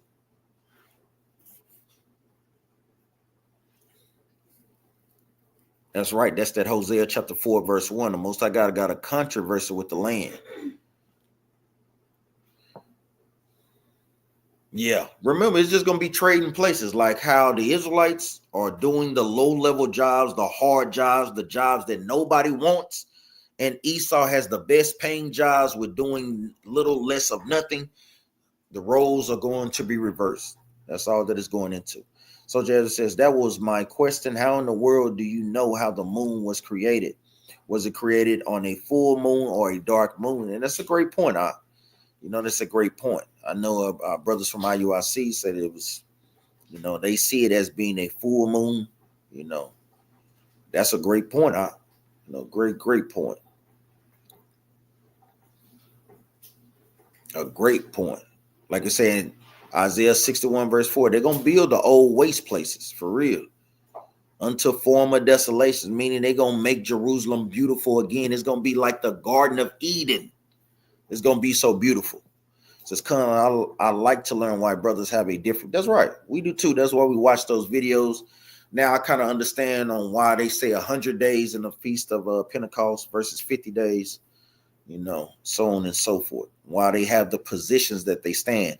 And that's the same thing that we have to do when we're battling Christians. You have to understand their position so you can effectively dissect it.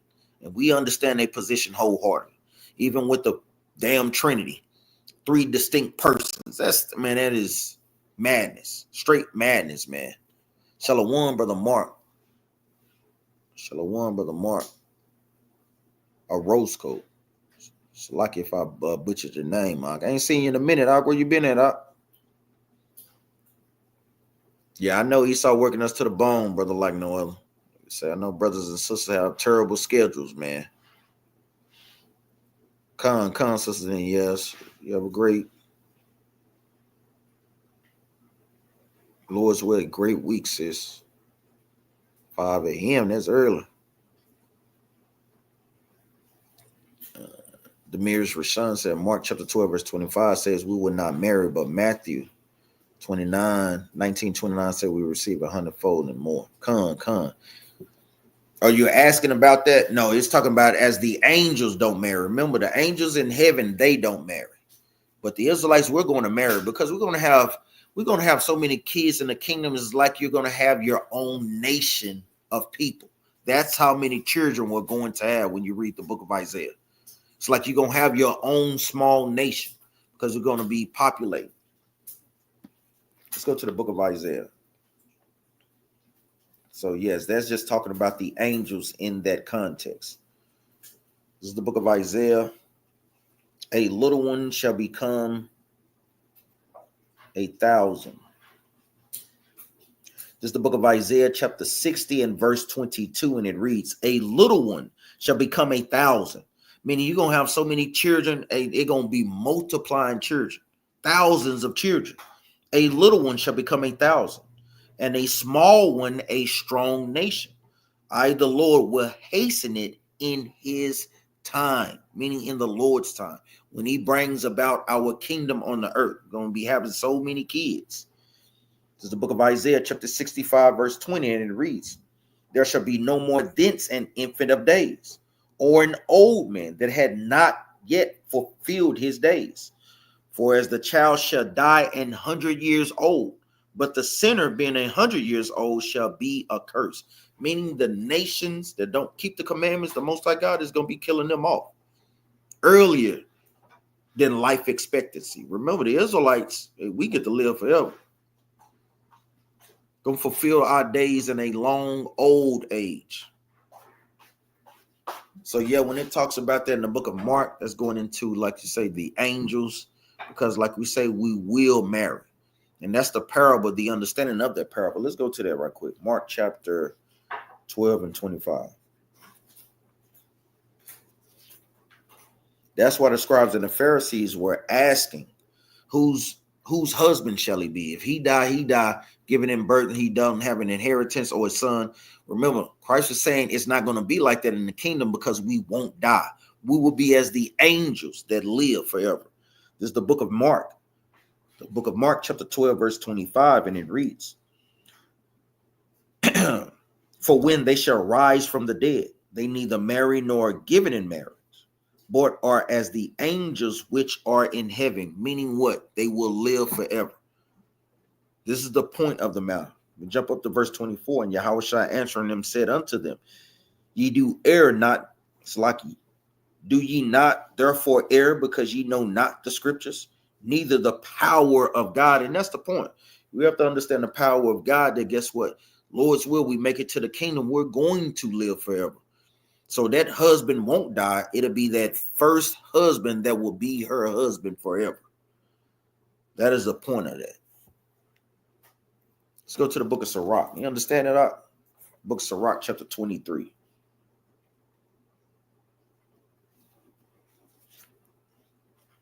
Book of Sirach, chapter 23, verses 9.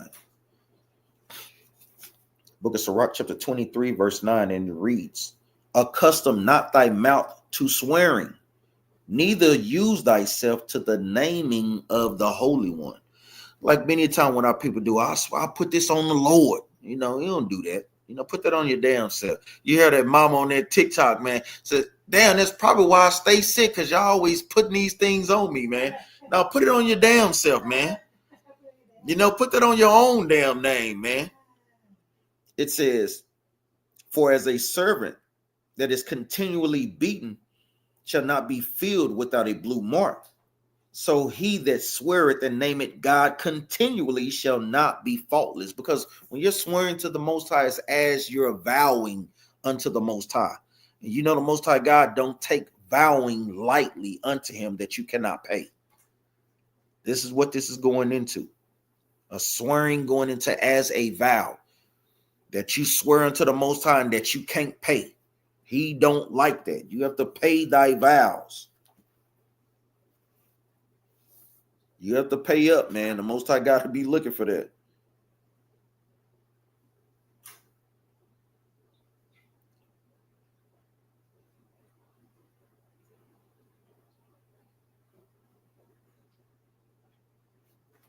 Is that what I want? The book of Ecclesiastes. I want the one in the law. Let me go here and find it right quick. Book of Ecclesiastes, chapter 5. The book of Ecclesiastes, chapter 5, and it reads, better is it that thou shouldest not vow than that thou shouldest vow and not pay. So the Most High God don't look at that. He don't take that lightly. Verse 4, when thou vowest a vow unto God, defer not to pay it, for he had no pleasure in fools. Pay that which thou hast vowed. So if you're vowing some or swearing to the Most High God, you want to make sure that you follow through with that thing, man. Is that what I want? Deuteronomy 23 and verse 21. Always make sure y'all have the precepts. This is the book of Deuteronomy, chapter 23, verse 21. When thou shalt vow a vow unto the Lord thy God, thou shalt not be slack to pay it, for the Lord thy God will surely require it of thee, and it will be sin in thee. But if thou shalt forbear to pay, it shall be no sin in thee. Verse 23, that which is gone out of thy lips thou shalt keep and perform, even a free will offering, according as thou hast vowed unto the Lord thy God, which thou hast promised with thy mouth. So it is literally a law that you have to pay that which came out of your mouth. You understand that, brother Michael? Come, Songs of Solomon, chapter 1, verse 9, from Brother Don Israel. I've compared thee, O my love, to a company of horses in Pharaoh's chariots. So you know that Pharaoh's chariot was beautiful. Thy cheeks are comely with rows of jewels, thy neck with chains of gold. Great, great precept, man. On down to verse 11. Like no other Salakia. This might sound carnal. The flesh battleth against the spirit eye. If I'm out in public and a brother is staring at my rib with his eyes, and I mean mug him for violating my rib, is that all? Yeah, because you want to love your brother as you love yourself. That brother probably struggle with lust.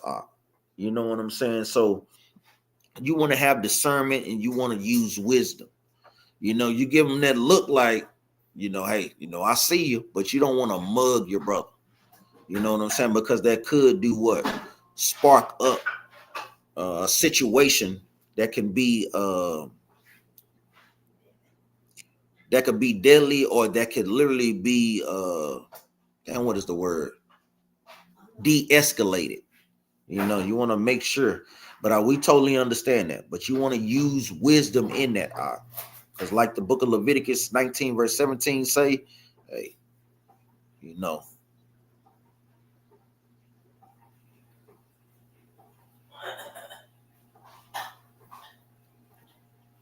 So yeah, you want to use wisdom in that. It says, and then if he says something, I'm gonna have to respond. That's right. I let him know he's being a creep for violating my rib. So yeah, you could just kind of want to use wisdom. You can let him know that you're seeing that, especially if he's doing it in a disrespectful way. Now, if a brother is offending, it's your right to protect your wife. He's just being downright disrespectful. You have the right to protect your wife and yourself. But you want to use wisdom when it comes to our people, because we don't want to perpetuate what Israelite on Israelite crime. Yeah, I already know. I already know you tired of missing it out. At least you be on the phone. I know soldiers were talking about Count 101. Battle Axe Soldiers, we have Count 101 on Thursdays, to where we go over the precepts, go over reading, go over how we stand in order out there on the streets, to protect, going through different situations, scenarios, going through precepts that we know Christians love to come with, or things that different religions try to come with us, at us with. I've been missing that thing. It says, or should I just leave that up to the Most High and not even mug that brother? You want to use wisdom in that. I would just tell you can, if he's doing it in a disrespectful way, you can just look at him and let you know that you see him, and maybe that'll deter him. But ultimately, you want to de-escalate the situation, and yeah, ultimately let the Most High God deal with him. Ultimately, that's that Deuteronomy, Exodus 14:14. Let the Most High God fight for us. So Jesus says, I remember I asked, when we get in the eternal days, are we going to be like the Most High, how his days are 1,000 1,000 years to mortal men, that understanding will be unlocked? That's a great question because I know the point that even Dick in the car and brothers is bringing up. 1,000 years to the Most High, that's like 7 days. So you can literally take the book of Genesis literal.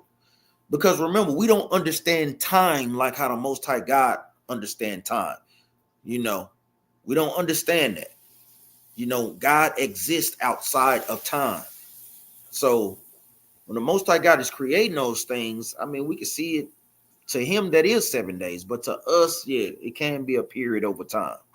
Like our brothers are saying, over 7,000 years of the creation. But me personally, I don't see that. I can see the Most High God all powerful, literally creating everything in 7 days.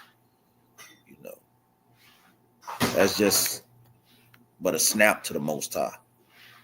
Numbers chapter 30 and verse 2, another precept to Deuteronomy 23:21 on down. If a man vow unto the Lord or swear an oath to bind his soul with a bond, he shall not break his word. He shall do according to all that proceeded out of his mouth. Great precept.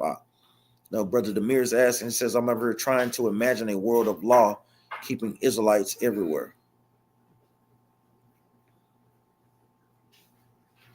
Hey, that's a beautiful thing, man. That's a beautiful thought. I try to have those thoughts myself, of Israel everywhere, ruling everywhere, and keeping the laws of the Most High. That's a beautiful thing. All praise, brother, like Norm. And that's what we're here for, to give counsel on these things, because that's a legitimate question. But remember, we can't have that carnal mindset. You have to think that brother's not in the truth. So brother's still living as in the world. We have to constantly be that light, like it says in the book of Matthew, chapter 5, verse 14, 15, 16. That's right. Matthew chapter 10, verse 16. Behold, I send you forth as sheep in the midst of wolves. Be ye therefore wise as serpents and harmless as doves. Great precept, especially when it comes to our people. Great precept, soldiers. Romans chapter 12, verse 18. If it be possible, as much as lieth in you, live peaceably with all men. Great. Brother Michael said, a bishop is going into an elder, right? And then can't you break down 1 Timothy 3 and 2? Yes. So you have elders, you have bishops, you have deacons.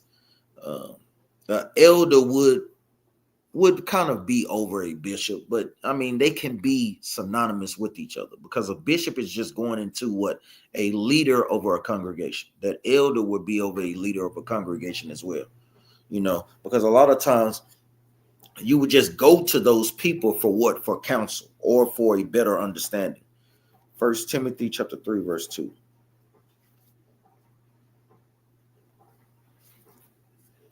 The book of First Timothy chapter 3, verse 2. This is a true saying. If a man desire the office of a bishop, he desireth a good work. So if you got brothers that want to be leaders in congregations, that is a good work. But you have to understand that it's a lot that comes with that. Verse 2, a bishop then must be blameless, the husband of one wife, vigilant, sober, of good behavior, given to hospitality, apt to teach. And I know a lot of times people get kind of hung up. It says the husband of one wife. A lot of times people get caught up in that. It's two understandings on that, on the spiritual level and the carnal level. On the carnal level, you can understand, because if a bishop has a lot of wives, then that does what? That takes from him doing what? Work amongst the congregation. Do brothers and sisters understand that? The spiritual side of it is you're not going into all different types of doctrines. As a leader, it's your job to have one wife. One understanding. Keep that understanding the same. So a bishop and an elder is kind of just going into the leaders of a congregation. You understand that?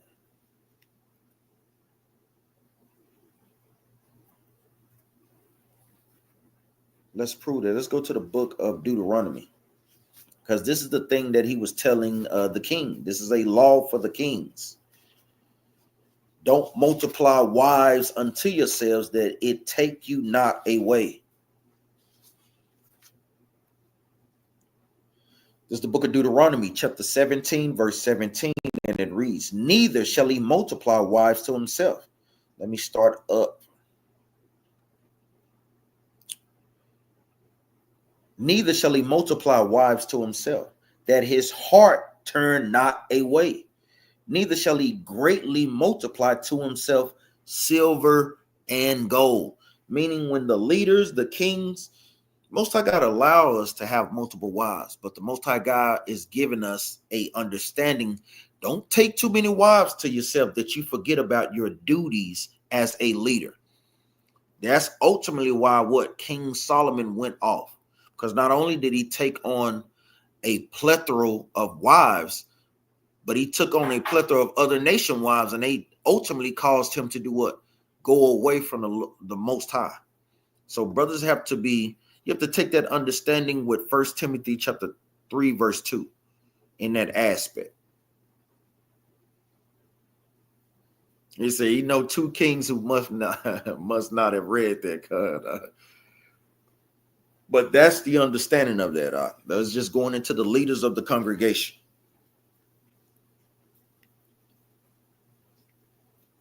Great precepts that brothers and sisters putting out. Like I said, we see what's going on in the world. We see that the Most High God is steady fracturing that relationship between Putin and Donald Trump. We see with the files, the Epstein files, that they don't want to release. You know why they don't want to release that thing? Because Trump was probably implicated in that thing. They used to kick it back in the day, man. And they probably still kicked it up until he supposedly committed suicide. So it's a lot that's going on. And this is how the Most High God works in the earth, brothers and sisters, man. He destroyed kingdoms, little by little.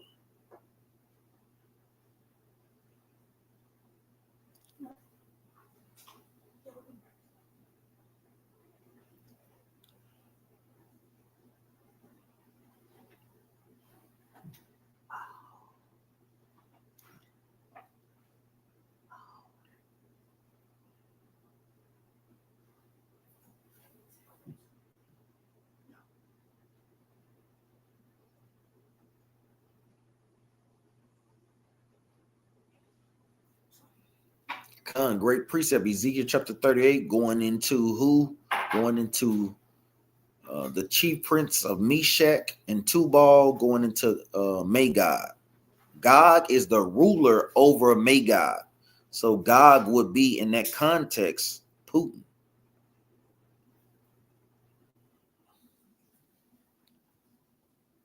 Yeah, the light in Genesis is going into Christ, according to the book of John chapter 1, verse 1. Yeah, that light is going into Christ. Remember, Christ was the first thing that the Most High God created. Then he had Christ create everything else. He had Christ create everything else.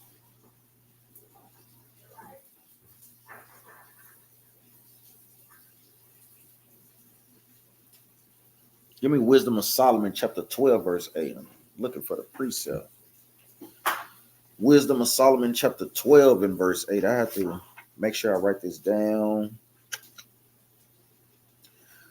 This is the book of Wisdom of Solomon, chapter 12, and verse 8. And it reads, nevertheless, even those thou sparedest as men, and didst send wasps, forerunners of thine host, to destroy them little by little.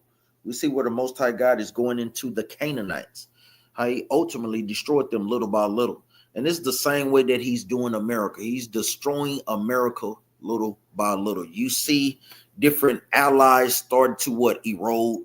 You have Trump with the tariffs. We see how that's literally causing a rift between them and the EU. And ultimately, that rift is going to be too far beyond repair. Too far beyond repair. So we see these things happening in real time, man, unfolding. Shalom, shalom, Sister Elaine, house of Officer Keenan. Shalom, family, how y'all doing? So we seeing how these things are slowly being breached and being torn apart, man. We literally see these things, man. It's some marvelous in his works, man. These things is marvelous. Most High God is terrible among men and is doing to the nations, man.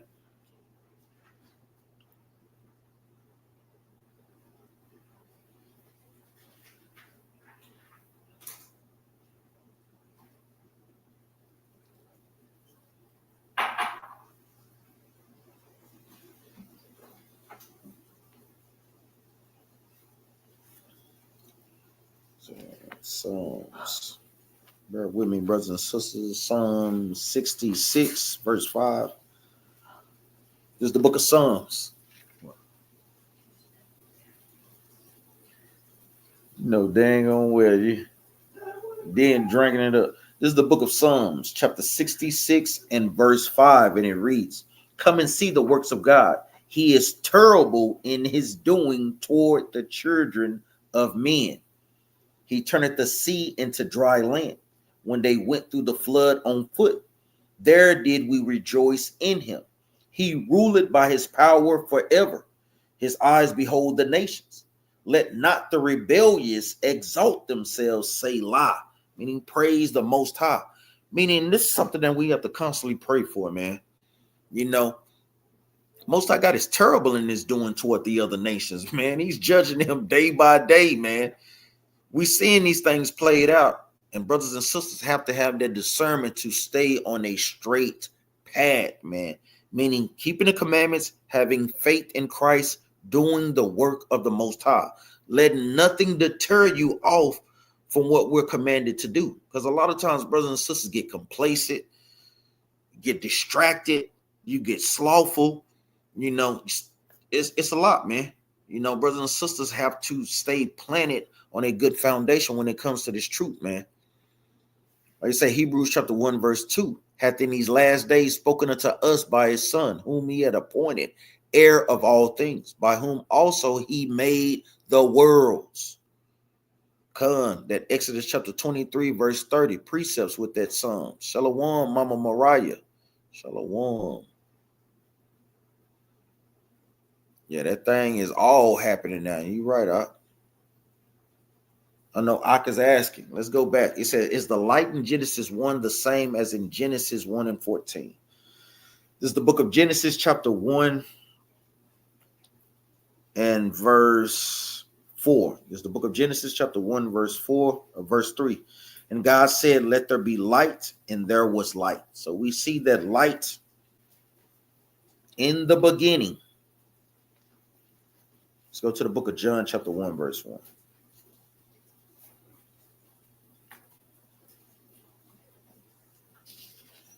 The book of John, chapter 1, verse 1, and it reads,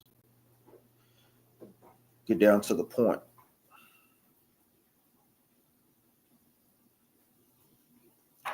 the book of John, chapter 1 and verse 7. And it reads, the same came for a witness to bear witness of the light. Meaning John the Baptist came to bear witness of Christ. That's why it's literally capitalized, showing emphasis of that light. The same came for a witness to bear witness of the light, that all men through him might believe. He was not that light, meaning John the Baptist was not that light.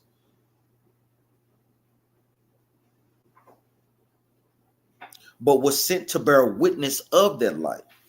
That was the true light, which lighted every man that cometh into the world. So we see that as being what? Christ being that light in the book of Genesis chapter 1, verse 3. Let's go to the book of 2nd Ezra chapter 6. This is the book of 2nd Ezra chapter 6 and verse 40. Get straight to the point. Book of 2nd Ezra chapter 6 verse 40. Then commandest thou a fair light to come forth of thy treasures, that thy work might appear. So we see what a Most High God. Remember, Ezra is expounding upon things in the book of Genesis in detail. See the Most High God creating that light, and then we see the Most High God have Christ, which is that light, create the rest of the world. That's why you have brothers in the chat putting I put that Hebrews chapter 1 verse 2 that we just read.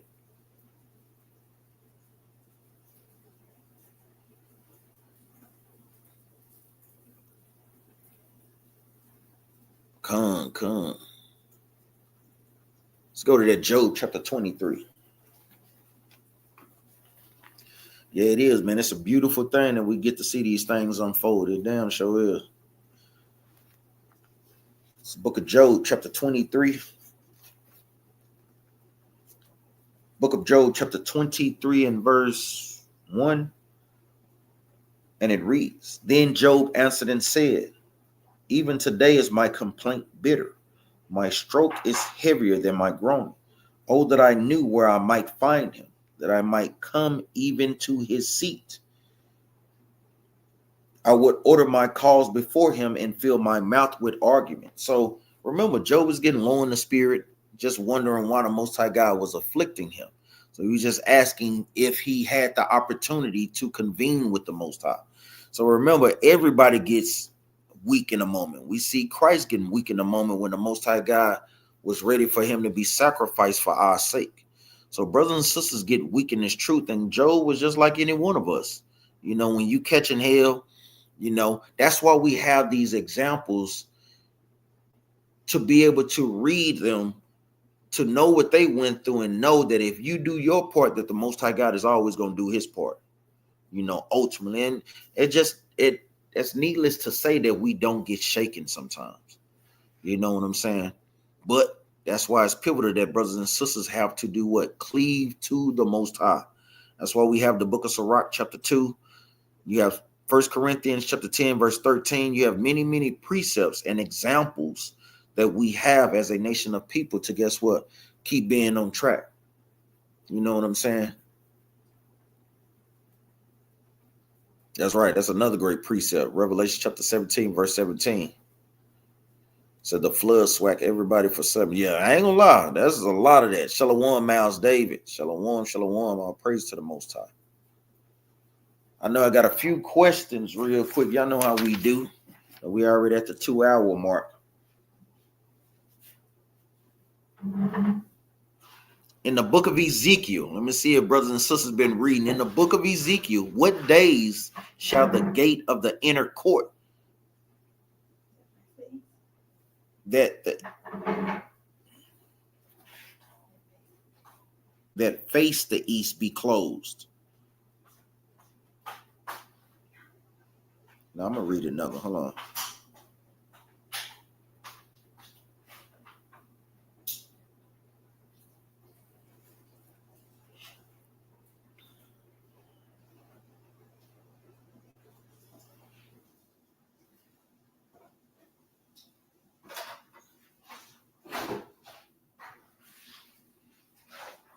Oh, this is a good one right here.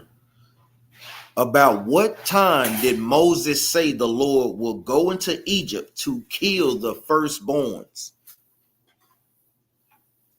About what time did Moses say the Lord will go into Egypt to kill the firstborns? Come, brother Michael, you got it in. What's the precept though? What is the precept? He got it, even though we kind of changed the question. What's the precept, brother Michael?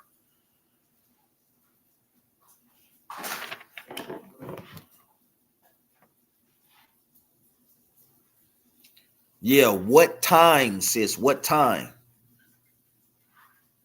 Oh man, come on, man. I need you to know that. Somebody went to Chat GP. Don't be Googling, because remember, he gave you a reference point somewhere in the book of Ezekiel. All praise, you was honest though.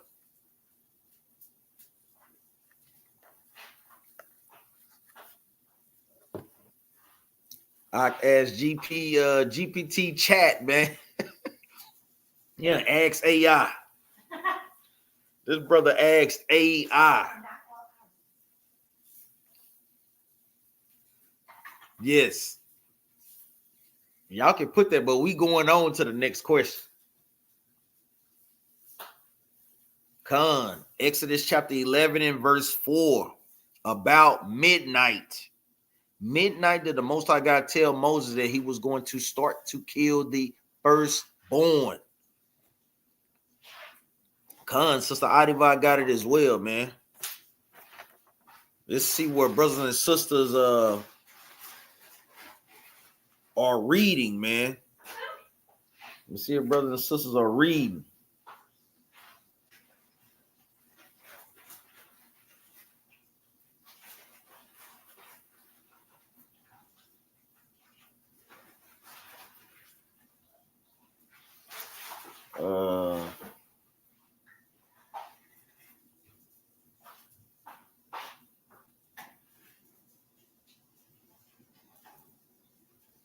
Another question. Where can I find the names of the men that Moses sent from the wilderness of Paran to the land of Canaan? Where can we find that at? Where can I find the names of the men that Moses sent from the wilderness of Paran to the land of Canaan? Shalom, brother Yaakov in the building. Shalom, you and the fam. Where can we find that? Where can I find the names of the men that Moses sent from the wilderness of Paran to the land of Canaan?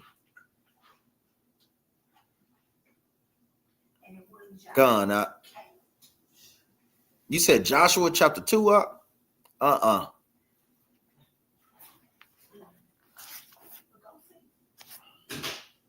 Let me see, because I know it.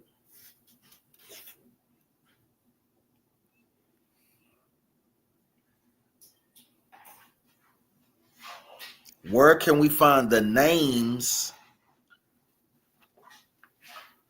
Let me see. Hold on. Let me check you just to be sure. Let me check you, Salakia, Abraham. Let me check you. I didn't. Yeah, chapter 2.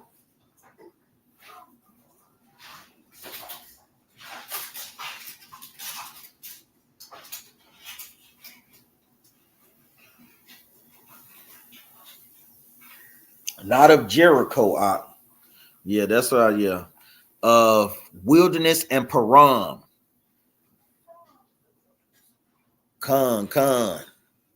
Now you got brother Moses in the building. Numbers chapter 13, verse 16. Really, verses 1 through 17.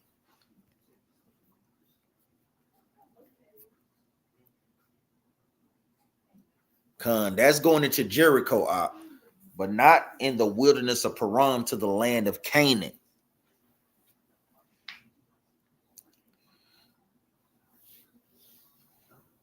Brother Yaakov said Revelations 4 and 7, and the first beast was like a lion, and the second beast like a calf, and the third beast had a face as a man, and the fourth beast was like a fly.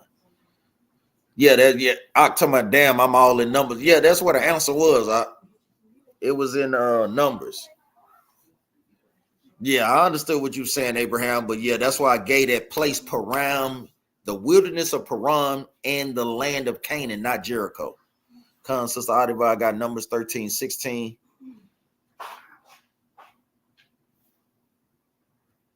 Let's go to that Revelation. I can ask about Revelations chapter 4.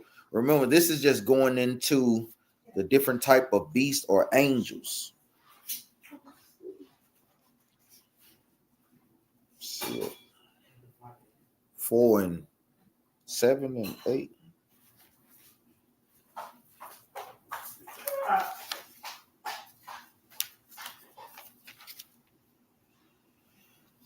This is going into the overall chapter is going into the throne of the Most High that's set in heaven.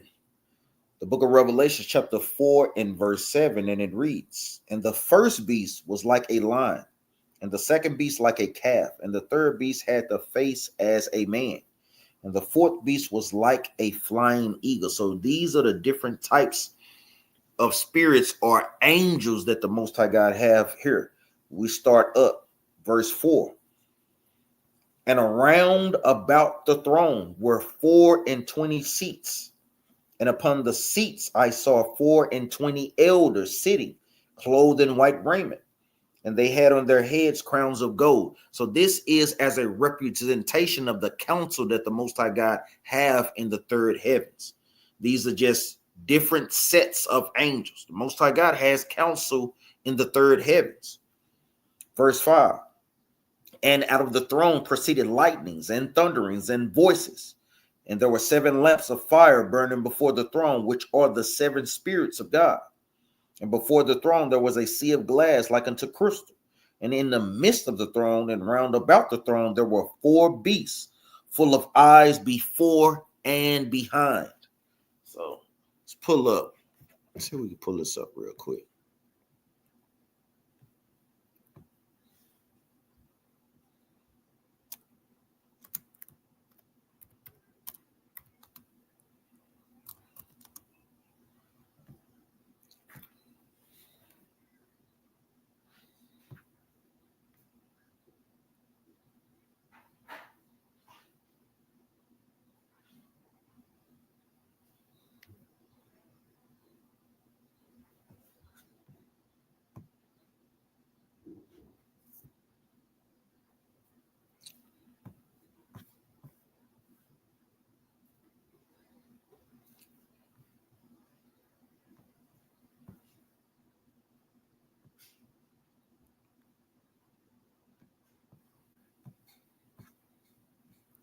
See if we can get an image on this.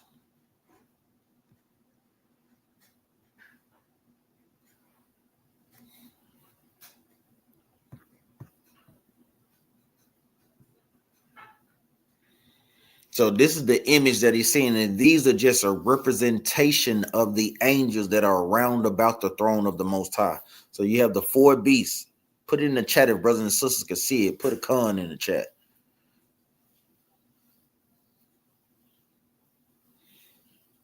So we see the 4 and 24 elders. You see all the different types and different levels of angels that are round about the throne of the Most High. Con, eyes behind and before, like in the book of Ezekiel chapter 1 on down. So remember, this is just going into the different angels that the Most High God have in the third heaven. That's why we have the book of Ezekiel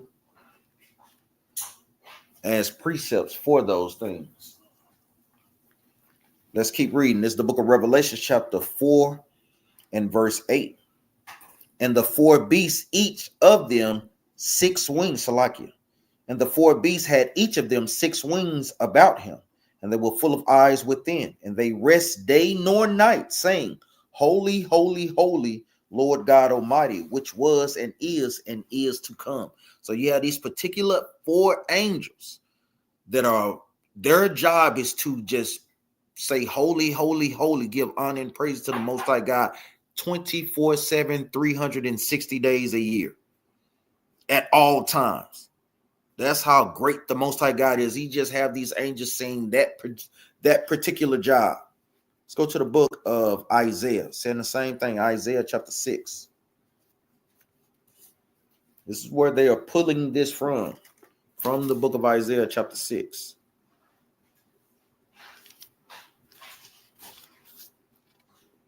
This is the book of Isaiah chapter 6 and verse 1, and it reads, in the year that King Uzziah died, I saw the Lord sitting upon a throne, high and lifted up, and his train filled the temple, meaning his garment. Verse 2, above it stood the seraphims. Each one had 6 wings. With twain he covered his face, meaning with 2 he covered his face, and with twain he covered his feet, and with twain he did fly. Letting you know that these are angels, seraphims to be exact, meaning angels that have 6 wings. Cherubims are angels that have 4 wings. 3, and one cried to another and said, holy, holy, holy is the Lord of hosts. The whole earth is filled of his glory. So we see John the Revelator is pulling this from the book of Isaiah chapter 6, showing you and letting you know who those 4 beasts are.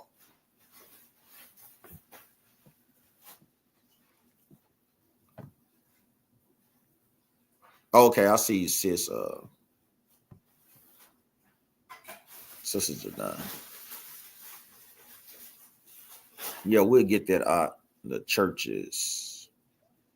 Sister Janine said, I have a question about when a child is considered an adult in the Bible, because the Amish community only go to the 8th grade and are considered grown. Yeah. According to the Bible, like we say, we kind of take that understanding of when you were allowed to go to war. So you were 20 years old when you were allowed to go to war. So we take that understanding at 20 years old. Are you considered an adult according to the Bible, sis?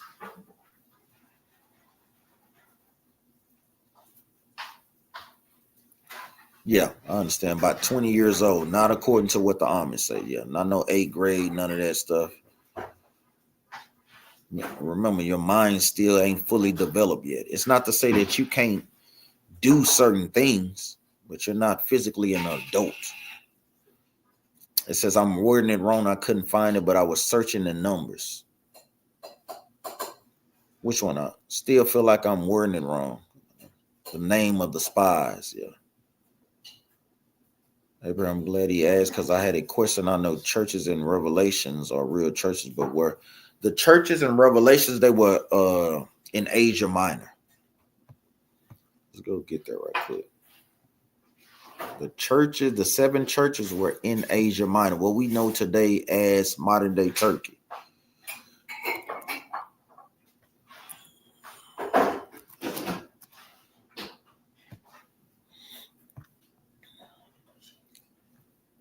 We know today as Asia Minor, modern day Turkey.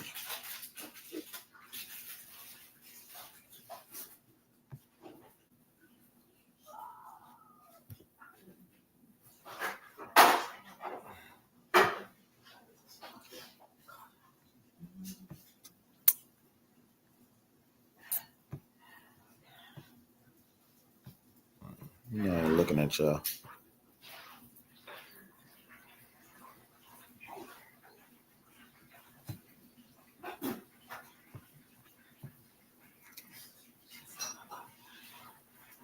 Let me know if y'all can say that. Let me get a better one.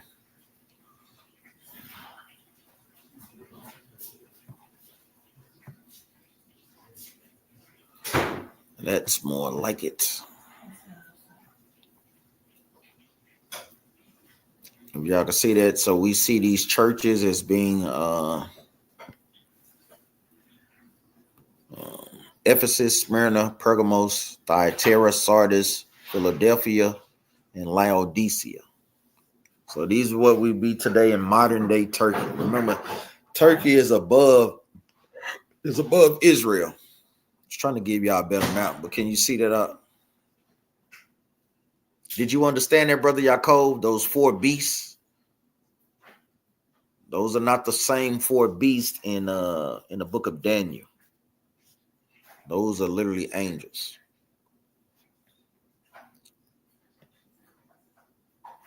Thanks, Brother Demirius. Numbers chapter 1, verse 3. From 20 years old and upward, all that are able to go forth to war in Israel, thou and Aaron shall number them by their armies. Come. Thanks, it says, so goes the, put that in the, it says, so goes the couches, Paul were writing, those the churches, yes. Remember, those are Israelites that were scattered in those churches. Those were Israelites. Remember, Israelites was everywhere. So yes, those were Israelites in those churches. Remember, Paul himself is from Tarsus, Salaki. But he was an Israelite from the tribe of Benjamin. It says, if angels can't have sex, how are we going to be? Yeah, remember, it's saying that the angels were not made like that. The angels don't marry. Remember, angels have two contexts. Remember, angels is just messengers of the Most High. But that's why we went to the book of Isaiah chapter 62 and the book of Isaiah chapter 60 to show you that we will be producing in the kingdom. We'll be having kids in the kingdom like no other, not the angels. Christ was just using that example in the book of Matthew and Mark to say how the angels live forever, not that they have sex. That is the point, that they live forever, not that they have sex. He was showing how we will be living forever and having kids. That's the point of Matthew's.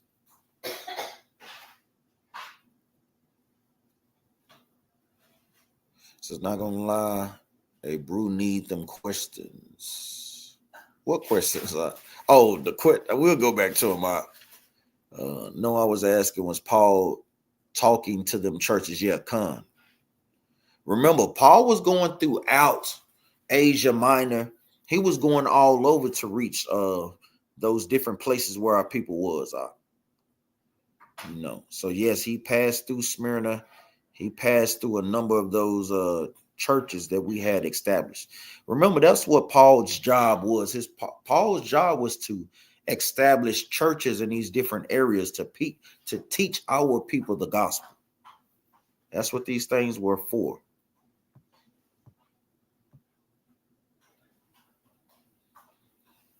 I say you need them questions, man. I don't know, man. These things kind of easy. No. Yes, kind of is. I'll give y'all true. Damn it. True or false question. It says, and our wives won't have to remarry. That's right. That's the point of that. Demir's Khan. Thanks for expounding on that point. She wouldn't have to get another husband because, like we say, we won't die. That first husband would have been her husband. True or false, brothers and sisters? Saul and his 5 sons died on the same day. True or false? Give me book, chapter, and verse. True. Tell me true or false. Then give me book, chapter, and verse. This is where brothers have to understand history. Sisters have to understand these things. Book, chapter, and verse. True or false? Saul and his 5 sons died on the same day.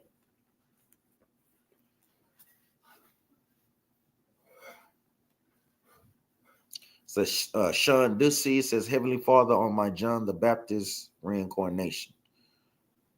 Tell me what you mean by that, Sean. Let me know what you mean by that. What's the precept, though, Ezra? Come. I got it. 1 Samuel chapter 31, verse 6-8. And it came to pass on the morrow when the Philistines came to strip the slain, they found Saul and his 3 sons falling at Mount Gilboa. So remember, he had 5 sons. So 2 of them didn't die on that same day. Con.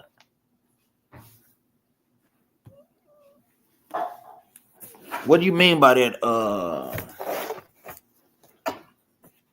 Sean?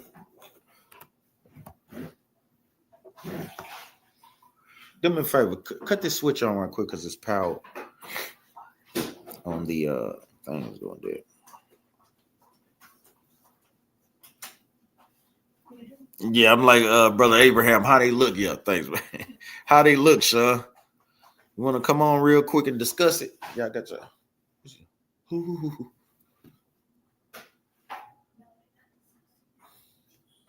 Yeah, I am. How do the angels look? It says, "Wow, I've seen the angels a lot of times, and my girlfriend is rude. I was kept saying Babylon Matrix. David had mercy on the house of Saul and let them eat at his table." Carnal. I don't know, Sean Dutsy. It sounds like you going off, man. Damn you. All right, Sean. Soji Hood said he already got you behind in the scope, man. Don't.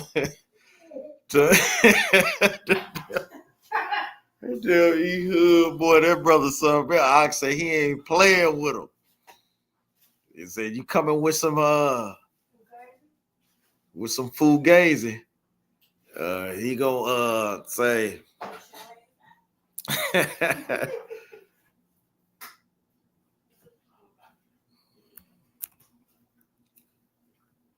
There you go. You can click it right quick. Go ahead. I just want to kind of hear what you're talking about. If not, like I said, let the mushrooms. He talking about them shrooms got them. Go ahead, click it right quick. Go ahead. It's in the chat. If you don't want to click it, you could. Yeah, he do be on it, sis. Setting the sunshine on me when I send on me. Pop up. Yeah, go ahead, click it and see what you're talking about. Because you're not making no sense in the chat. Remember, Elijah, do you understand that John the Baptist is Elijah regenerated?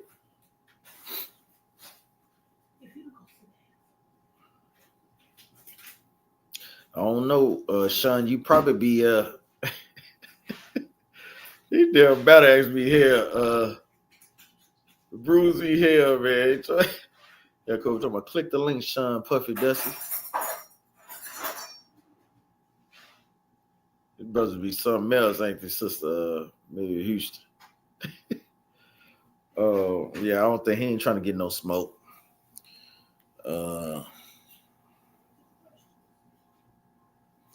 On to the questions. Give one more. Let me see.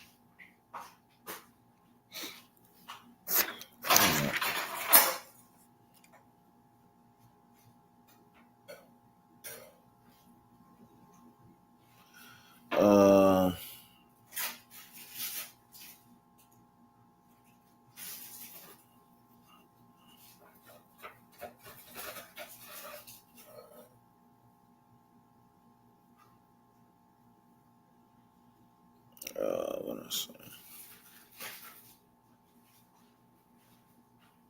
Yeah, we can. Yeah.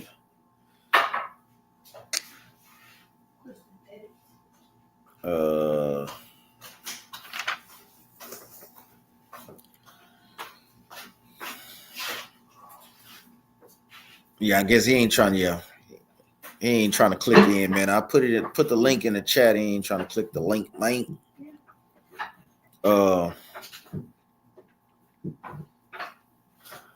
Remember, brothers and sisters, make sure brothers and sisters stay watching what's going on in the news, stay watching what's going on in the world.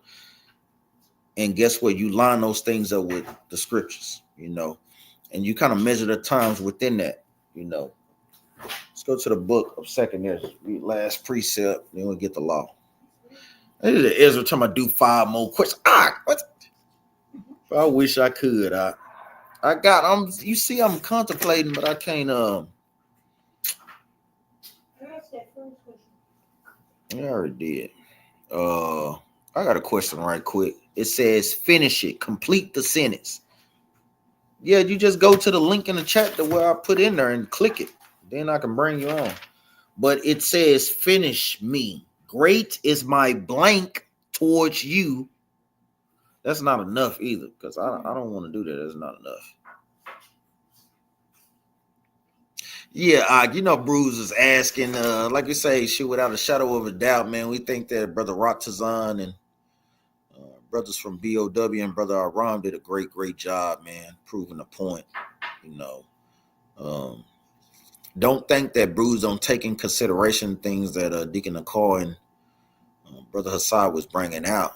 Like a few of those things I got answered through the questions, you know. So I think Bruce proved a great point. Like we say, I didn't really, yeah, they did, Doc. They really did. I don't think it was enough breaking down on what priest call in the book of Genesis. I understand this point, but I don't feel like he broke it down enough. You know what I'm saying? Yeah, that's right. It's just not enough. That's why I didn't really want to read it. You know what I'm saying? I didn't. Like Soldier ever said, he don't tune in to other camps. Like we said, brothers and sisters do. You have to understand on what battle axes teach versus what they teach. Because, you know, we all fundamentally agree about Israelites, who the Israelites are, and that we have to keep the law. But it's other little nuances of doctrine that we don't agree with. And that's okay.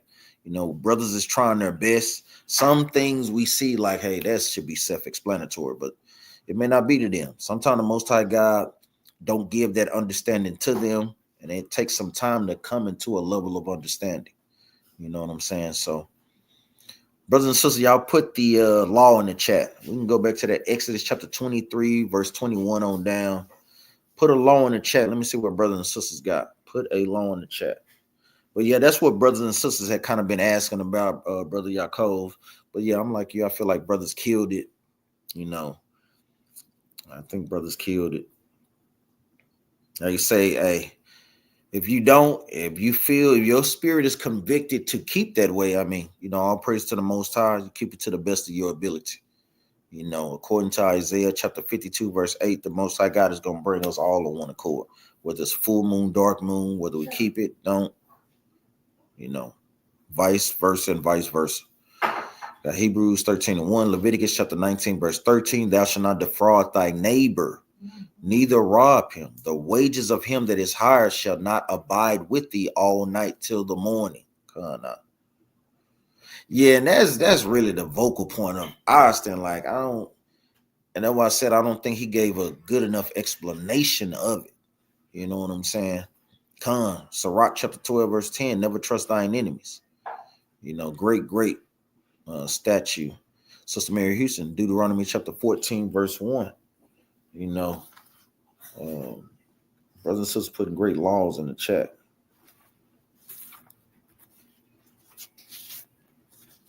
They say brothers and sisters need counseling. Make sure y'all reach out to leadership. That's what we're here for.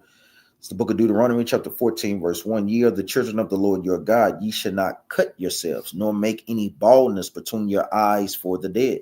For thou art an holy people unto the Lord thy God, and the Lord had chosen thee to be a peculiar people unto himself above all nations that are upon the earth.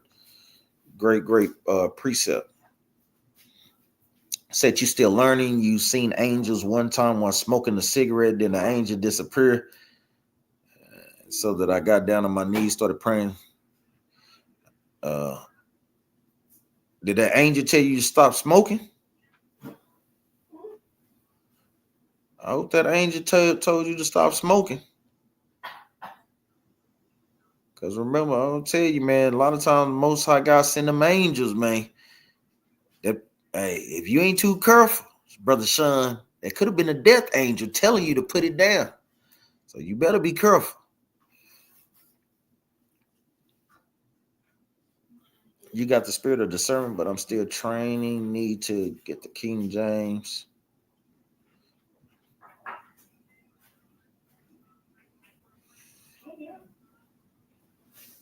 Yeah, there's a lot to go into it. Yeah, like Soji, he'll say, what's your nationality, Sean?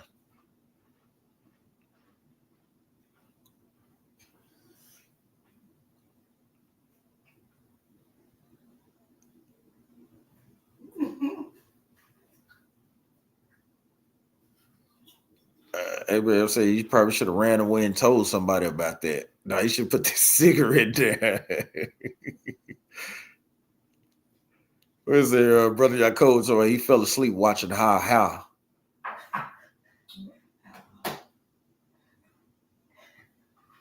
He said he think he kinda know, but let's see. These brothers be hell in the chat, boy. Come on, Sean. What's your father? He's talking about my guy on his knees praying and still smoking a cigarette. What said? Dude said, "Dear Lord, Most High God gonna make him eat that thing, man. You better stop playing." Yeah, these brothers tripping, man. With brother Sean tripping. Oh, you say you got dyslexia, bro? It's hard for you to speak. Just take your time, man. The Most High God give us a mouth to speak. So you prefer typing? You believe you're Israelite, brother Sean? Yes or no, real quick before we get up out of here.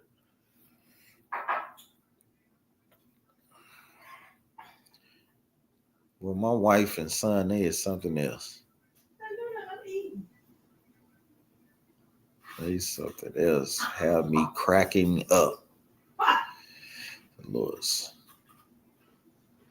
The Lord said, seal something an angel pulled up on you doing evil and disappeared. Yeah, you better watch out. You ain't lying out.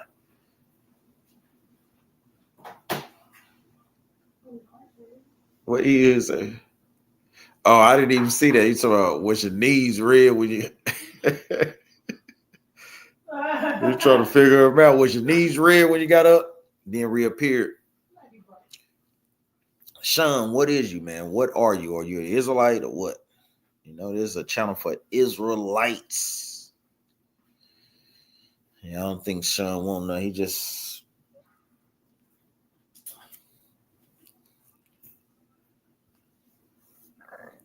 He heard many planes. Your father, Caucasoid or Negroid?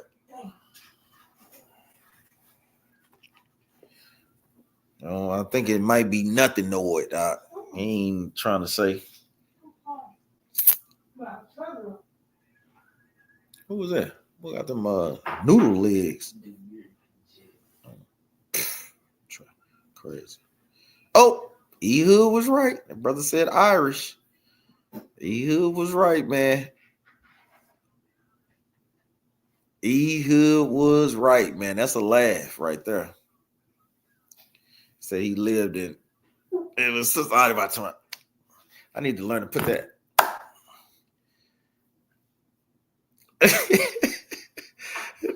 We just want to help you find your tribe, son. These brothers say, I gotta get off this, man. Y'all hell on her, man. These brothers is something else. It says, well, that's how I figured out it was from Jesus Christ. Yeah, probably the seabold one, but not the black one. It's just out about talking about from the mountains. I'm gonna hang up on him. He ain't crashing that.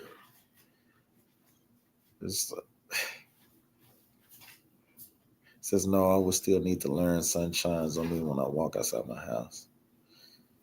Yeah, because I mean y'all ruling the earth. Y'all done took over Australia. You know what I'm saying? Kicked out the Aborigines. So yeah, the sun is shining on y'all right now. But it's slowly but surely dimming. Yeah, I told you. No, that's not in the Bible, Sean. You know, because the book of Romans chapter 9, verse 13 says that he hate Esau. So that's a prime example that God doesn't love everybody. Romans 9 and 13. Plain.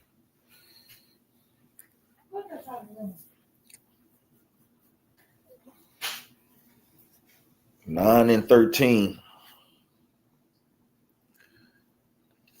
But with that, I hope brothers and sisters stay in the spirit. We kind of see Sean ain't trying to do nothing, man. Yeah, we got that vision from the Bible. So he had a vision that the world was going to end, send the angels then halfway through this year. It's I damn sure don't either. I don't want no angel coming from Caesar Borgia.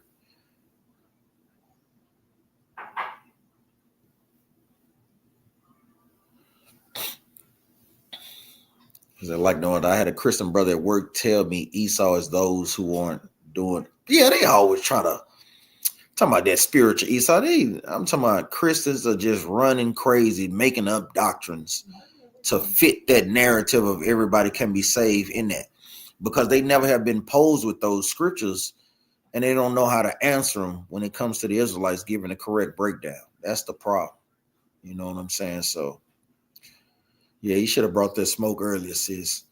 With that, we give all honor and praises to the Most High and to His Son, Yahweh Shah. Pray that brothers and sisters stay in the spirit in these last days. Make sure the brothers and sisters praying, fasting, applying the scriptures, reaching out for counsel. Brothers and sisters are here. Brews are here for brothers and sisters. So, with that, say Kwam Yasharala, Shalom.